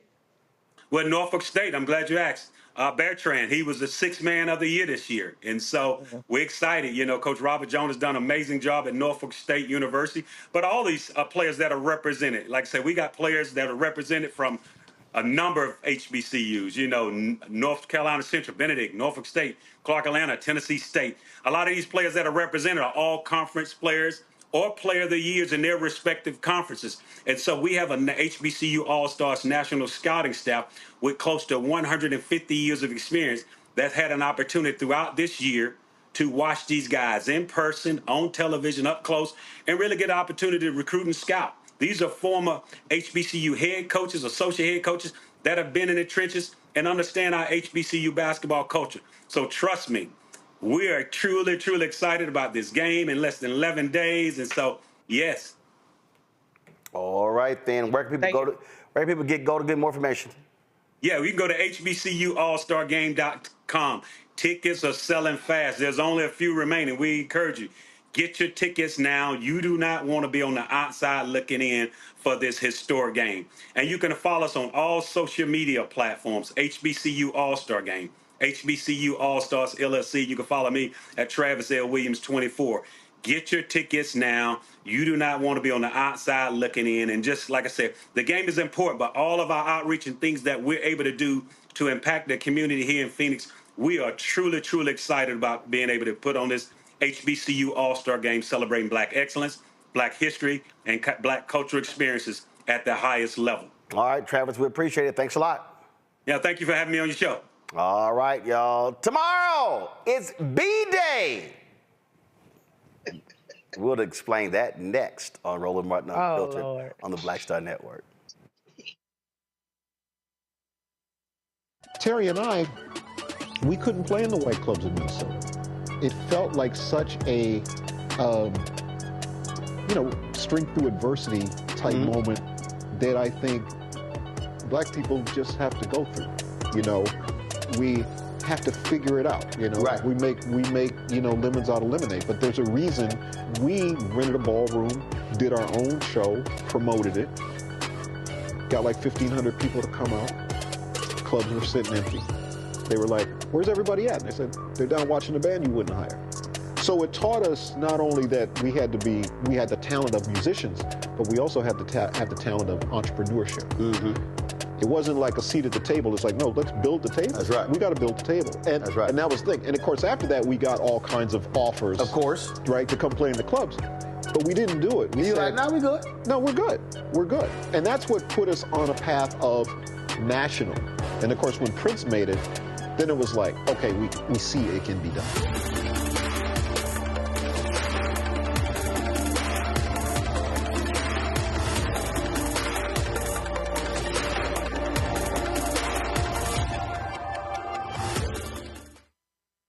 Bruce Smith, creator and executive producer of the Proud Family, Louder and Prouder, and you're watching Roland Martin Unfiltered.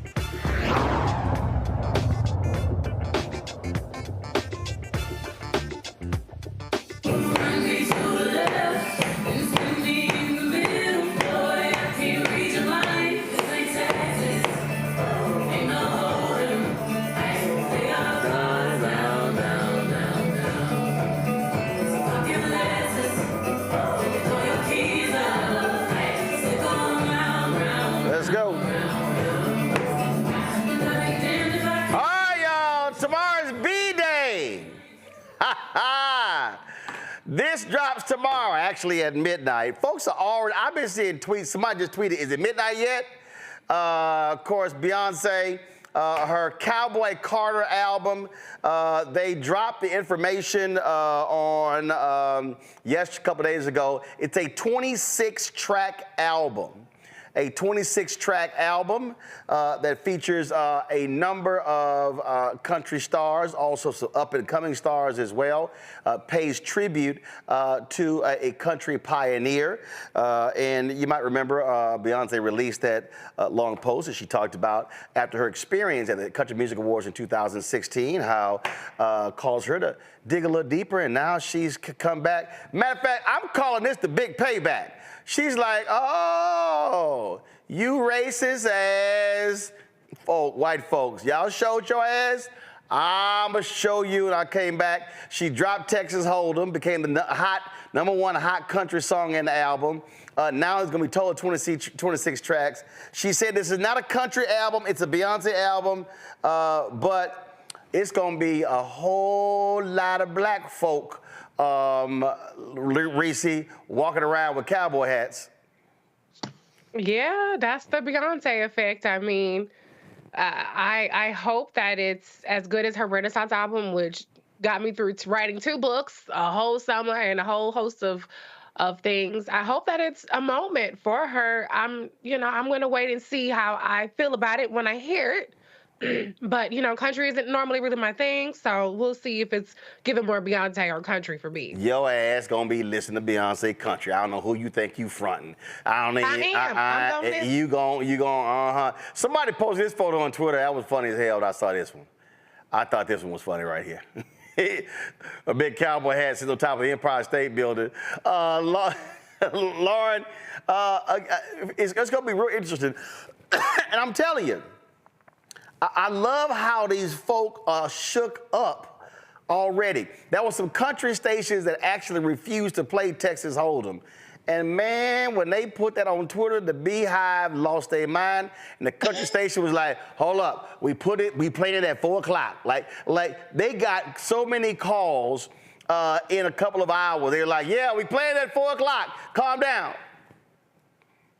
Yeah, there's no way that this thing is going to go immediately to number 1.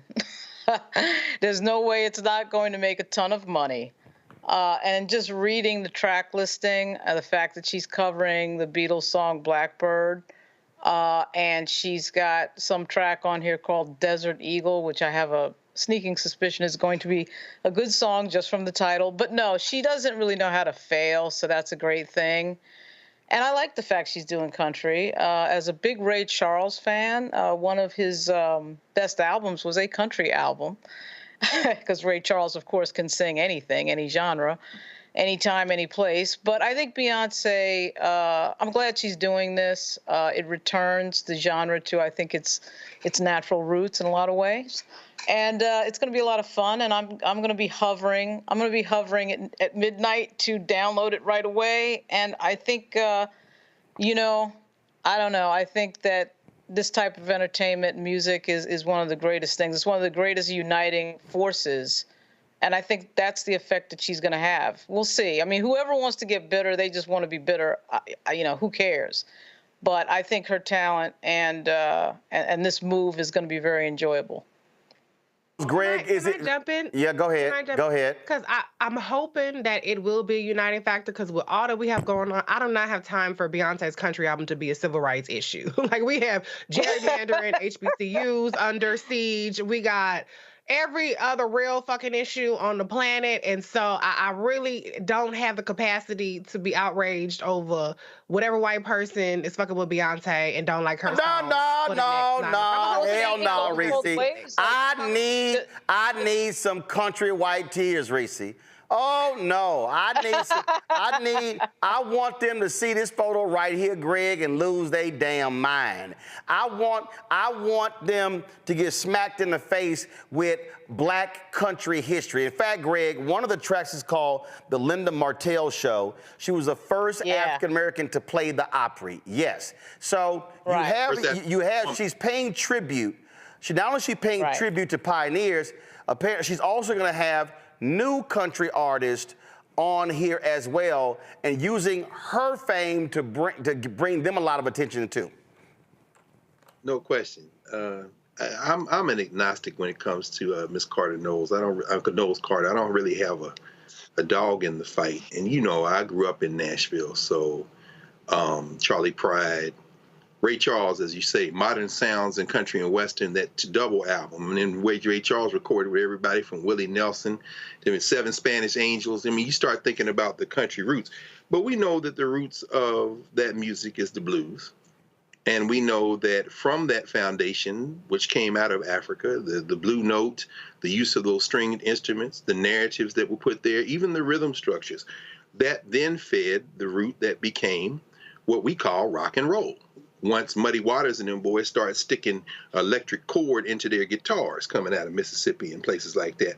So, you know, Beyonce, I don't know that she's returning something to the roots as much as she is to co-sign with you, Reese. Beyonce, and to say, you know, what you said, Lauren, she doesn't know how to fail. She's a master marketer. Beyonce could record the theme to Sesame Street and it would go to #1. It takes an astute ability to do that. I really don't have a dog in the fight. If some white racist heads explode, hey, that's a bonus. But you know, but the only other thing I would say is I think every cultural creator, musicians, artists, performers of any type, really reflect the age in which they are recording more than anything. So I probably won't be up listening to Beyonce, but in that country music spirit, taking me back to my roots, I might go put on some of the man from Slab Fork, West Virginia, a little Bill Withers, and listen to somebody with a feel that would be a little bit closer to country, perhaps, than Miss Knowles. Okay, but hey, good luck. All right. So what Bill Withers song do you think is close to being a country song? All of them. See, it depends on how you define country music. See, the genres are defined by the commodity, how you're moving the weight. But if you listen to I Can't Write Left-Handed, if you listen to Who Is He and What Is He to You, if you listen to Better Off Without Her, I mean, Bill Withers is singing country, man. And when you listen to his interviews, see, the question of country music, when you start talking about the blue note, that kind of in between. So when you hear Ray Charles, there was 7 Spanish angels and they all loved the sun. It's a blue note. By that reference, you can disaggregate the music. I don't look at the genres like. That's why they're fighting. They're not fighting over the content of the music. Right. They're fighting over how you move the commodity. That's why they want to keep her off the country charts, because it's going to explode, and that's going to be the problem. So this is what she posted on Instagram: Cowboy Carter and the Rodeo Chitlin Circuit, American Requiem, Blackbird, 16 Carats, Protector, My Rose, Smoke Hour, Willie Nelson, Texas Hold'em, Bodyguard, Dolly Parton's Jolene, Alligator Tears, Smoke Hour, Just for Fun, Levi's Jeans, Flamingo, The Linda Martell Show, Ya, Oh Louisiana, Desert Eagle, River Dance, Sweet Honey Buckland, Two Hands to Heaven. At the bottom. Wait a minute.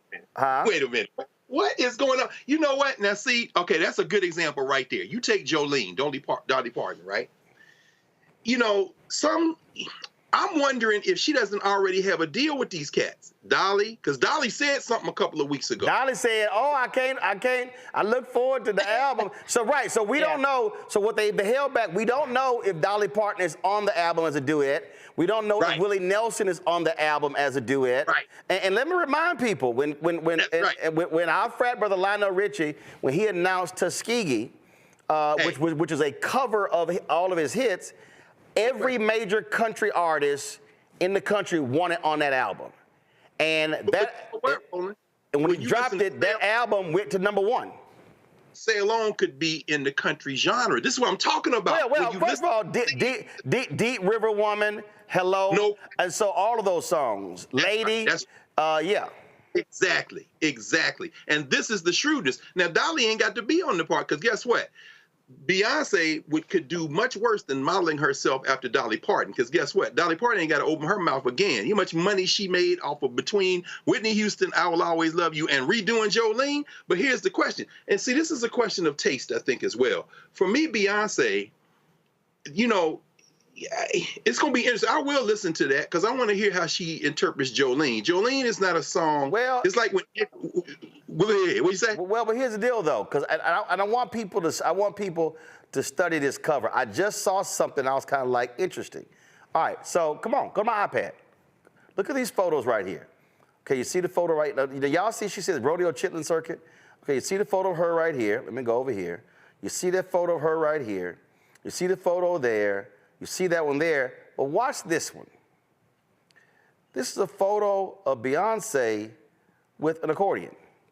Mm-hmm. Now, for everybody watching, y'all might say, okay, I don't understand the accordion thing. Well, you see right here what she says, Oh, Louisiana? Oh, no question. Now remember, she said, Daddy from Alabama, Mama from Louisiana. For a lot of black folks, don't understand country Louisiana, don't understand accordion, don't understand Zydeco. So for all the people listening, understand, when you listen to Trombone Shorty, yes, sir. You listen to Trombone Shorty, that's second line New Orleans. Yes, sir. That's second line New Orleans. I need to help some of y'all who don't understand what the hell I'm talking about, okay? My grandparents, maternal grandparents, they migrated from Opelousas, Louisiana to Houston. I grew up Catholic church. Nearly every black Catholic church had Zydeco's. Zydeco music is actually from the country in Louisiana. And so when you see this accordion, when you see this with Beyonce, what you see is that is an ode to country black people. So when you talk about the music, matter of fact, I'm gonna play this. Now, YouTube might ban us.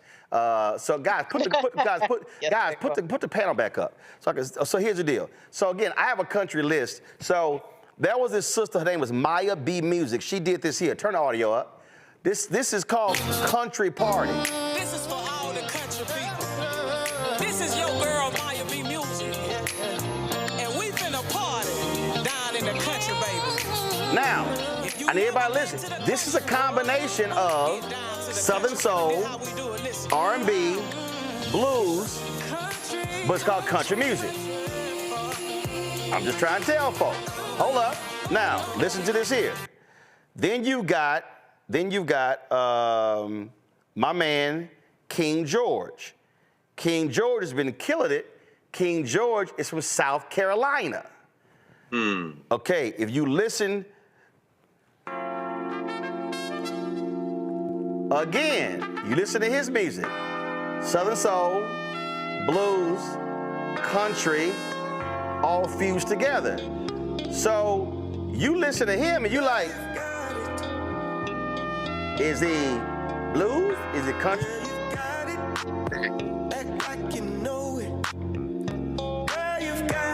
Look at Reese. Reese like.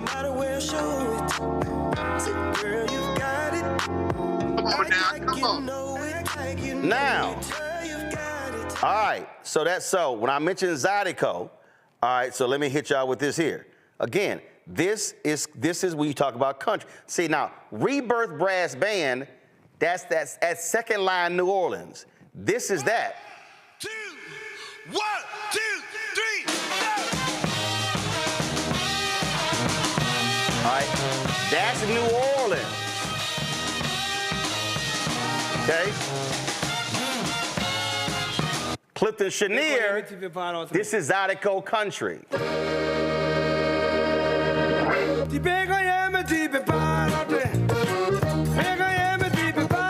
got Creole influence, country. Then, of course, you got Bojack, Give 'em Cornbread. So again, you're talking about, and I'm gonna play this last one. This is Buckwheat Zydeco. We talk about the accordion, that's what he played.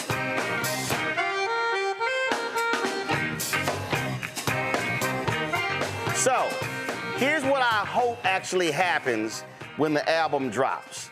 What I really hope happens, Greg, is that it's gonna force writers to have to confront the Black experience and the history of our people when it comes to all these genres, and it's gonna force some other folk to have to recognize, whether it's Linda Martell, whether it's others, the role that we played. And so that's what I hope stories done, other things happen.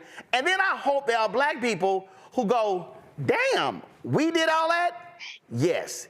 We didn't just do Motown, didn't just do Philadelphia Sound, didn't just do, Chuck Berry, Little Richard, Count Basie, Duke Ellington, Fats Domino. At the reality of Black people, we in everybody's music, because it's ours. We already know that. No, we don't. We already know that we dominate. We know that we dominate music better than anybody in this world. I'm with Reese. I'm with Reese. I don't need this to be a civil rights moment. No, Lauren, no. Lauren, you missed what I said. And that's it. No, Lauren, you missed what I said. No, I didn't. Yes, you did.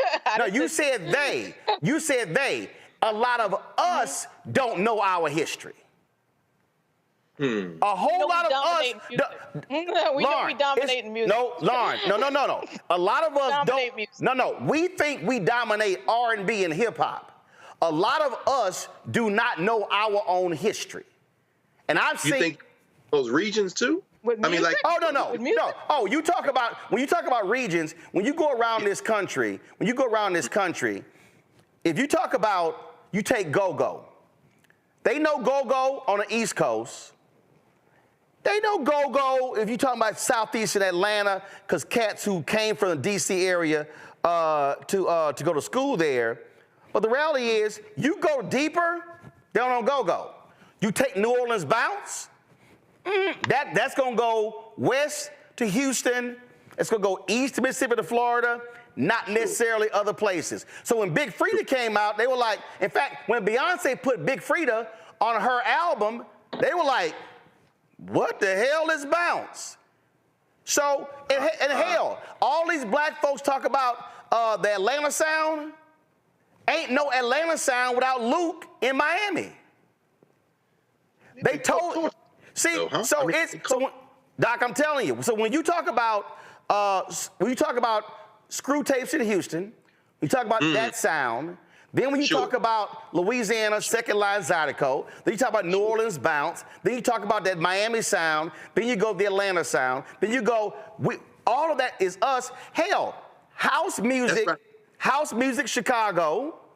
Yeah, they knew other parts, but depending on where you're from, I'm saying what I am hopeful is that out of the people playing the music, doing the stories, I am hopeful that our people also have a better understanding of how we have created so many unique sounds that hit everybody, especially in country, and not just Charlie Pride and Darius Rucker.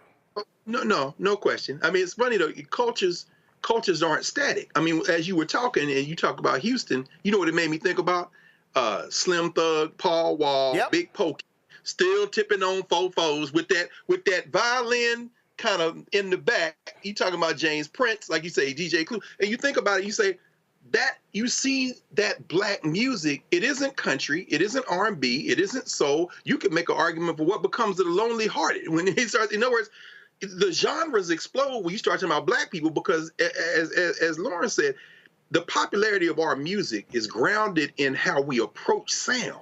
Right. It's not on the platonic scale. And so when you hear that hip hop coming out of Houston, that third coast hip hop, you can absolutely say, you can hear the country. And them Negroes is talking like, I'm like, these some country Negroes. They've destroyed the genre. So when Lil Nas X comes up and they're like, well, I'm gonna take my old town road, it drove them white people crazy because they can't. No, we will take any song and flip it. Make your point, man. That's right. Right, so that's my point. And I'm telling you, Lauren, I'm guarantee you what's gonna happen. I put $1,000 on it right now. When this album drops, you are going to see all kind of different stories done on, oh, this is genre bending, this is this. You're gonna see stories on historical country music artists. You're gonna see, you mentioned Ray Charles, do not be shocked if Ray Charles, the people who run Ray Charles music, watch his shit get reissued. Listen, if y'all, hold up. I'm gonna mess y'all up. My man Kirk Whalum, my favorite artist, Kirk Whalum did an album called In This Life. It was ode to his gospel bluegrass roots of Tennessee. It was his favorite album. It was his worst selling album because his fan base heard this.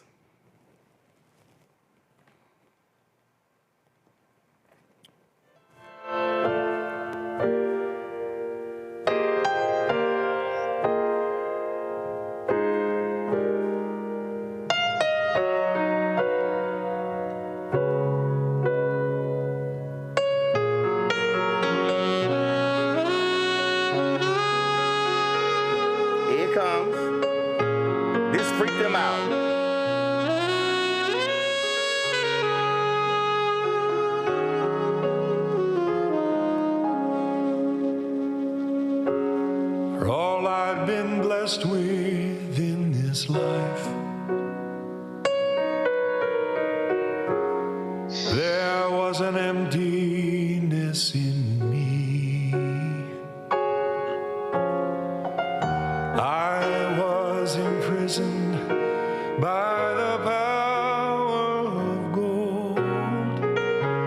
With one honest touch, you set me free. So I sent Kirk a text.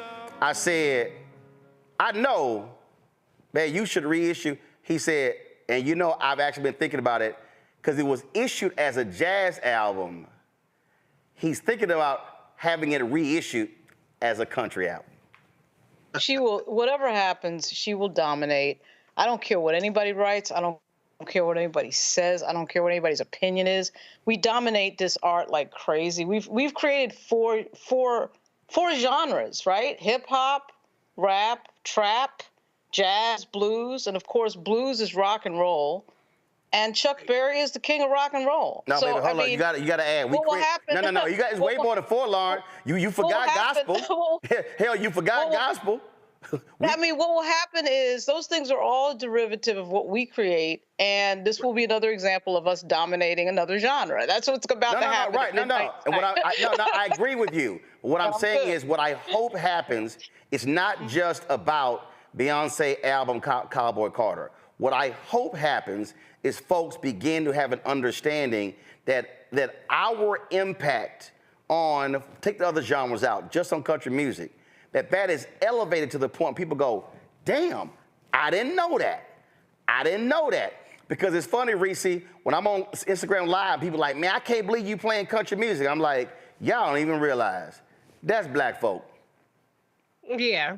Well, I think certainly there's going to be 1,000,001 think pieces deconstructing the album, just like there was about the cover and the flag and all that kind of stuff. And so I'm interested in the educational aspect of it because I'll be honest, it's not a genre that I've researched at all. So I will be looking to see those nuggets and that creative genius that she has displayed on prior albums.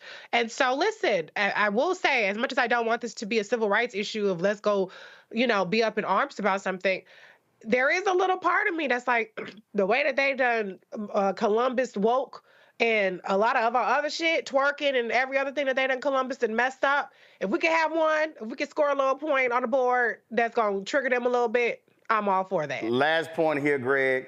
That whole conversation about her on the horse and the flag, it was a whole bunch of black folks who got chin checked real quick from other black folk from the South who said, don't y'all come here talking shit about black Southern culture in rodeos. It was real interesting watching. It reminded me of when you had some Negroes who were going, didn't nobody ask for Juneteenth? And some of us were like, hey, back your ass up, dogging Juneteenth. Again, because depending upon where you from, you live that. It's personal. Oh, of course. And that's the side that we haven't talked about.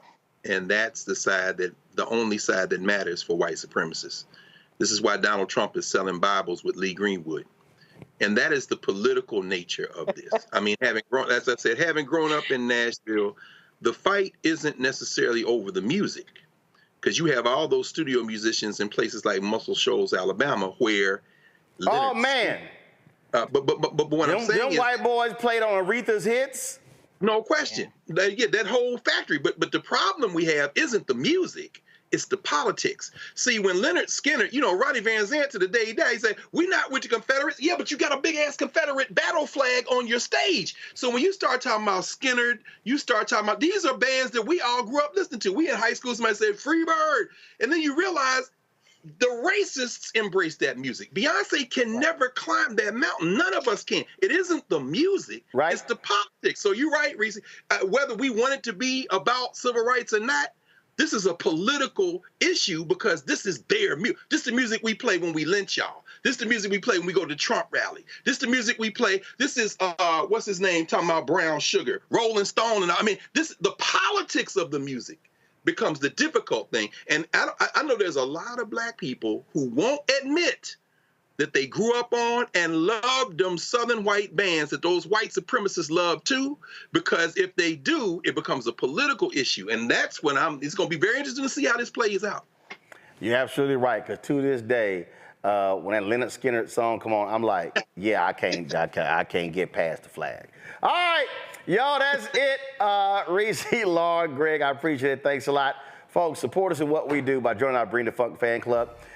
Send your check and money order to P.O. Box 57196, Washington, D.C., 20037-0196. Cash App, $RM Unfiltered. PayPal, R Martin Unfiltered. Venmo is RM Unfiltered. Zelle, Roland at RolandSMartin.com, Roland at RolandMartinUnfiltered.com. And of course, you can also download the Black Star Network app, Apple phone, Android phone, Apple TV, Android TV, Roku, Amazon Fire TV, Xbox One, Samsung Smart TV. You can check us out, our 24-hour, 7-day-a-week streaming channel on Amazon Fire. Go to Amazon News. Excuse me, Amazon News, you go to Amazon Fire, check us out. You tell Alexa play news from the Black Star Network. You can also, of course, watch us on Plex TV, Amazon Freevee, Amazon Prime Video. And be sure to get a copy of my book, White Fear, How the Browning of America is Making White Folks Lose Their Minds, available at bookstores nationwide. Get the audio version on Audible. Folks, that's it. I'll see y'all tomorrow right here on Roland Martin Unfiltered on the Black Star Network. And yes, I get all my cowboy hats in Texas, where I'm from. Holla! Black Star Network is here. Oh, no punch! I'm real revolutionary right now. Thank you for being the voice of Black America. All momentum we have now We have to keep this going. The video looks phenomenal. See, there's a difference between Black Star Network and Black-owned media and something like CNN. You can't be Black-owned media and be scared. It's time to be smart. Bring your eyeballs home. You dig?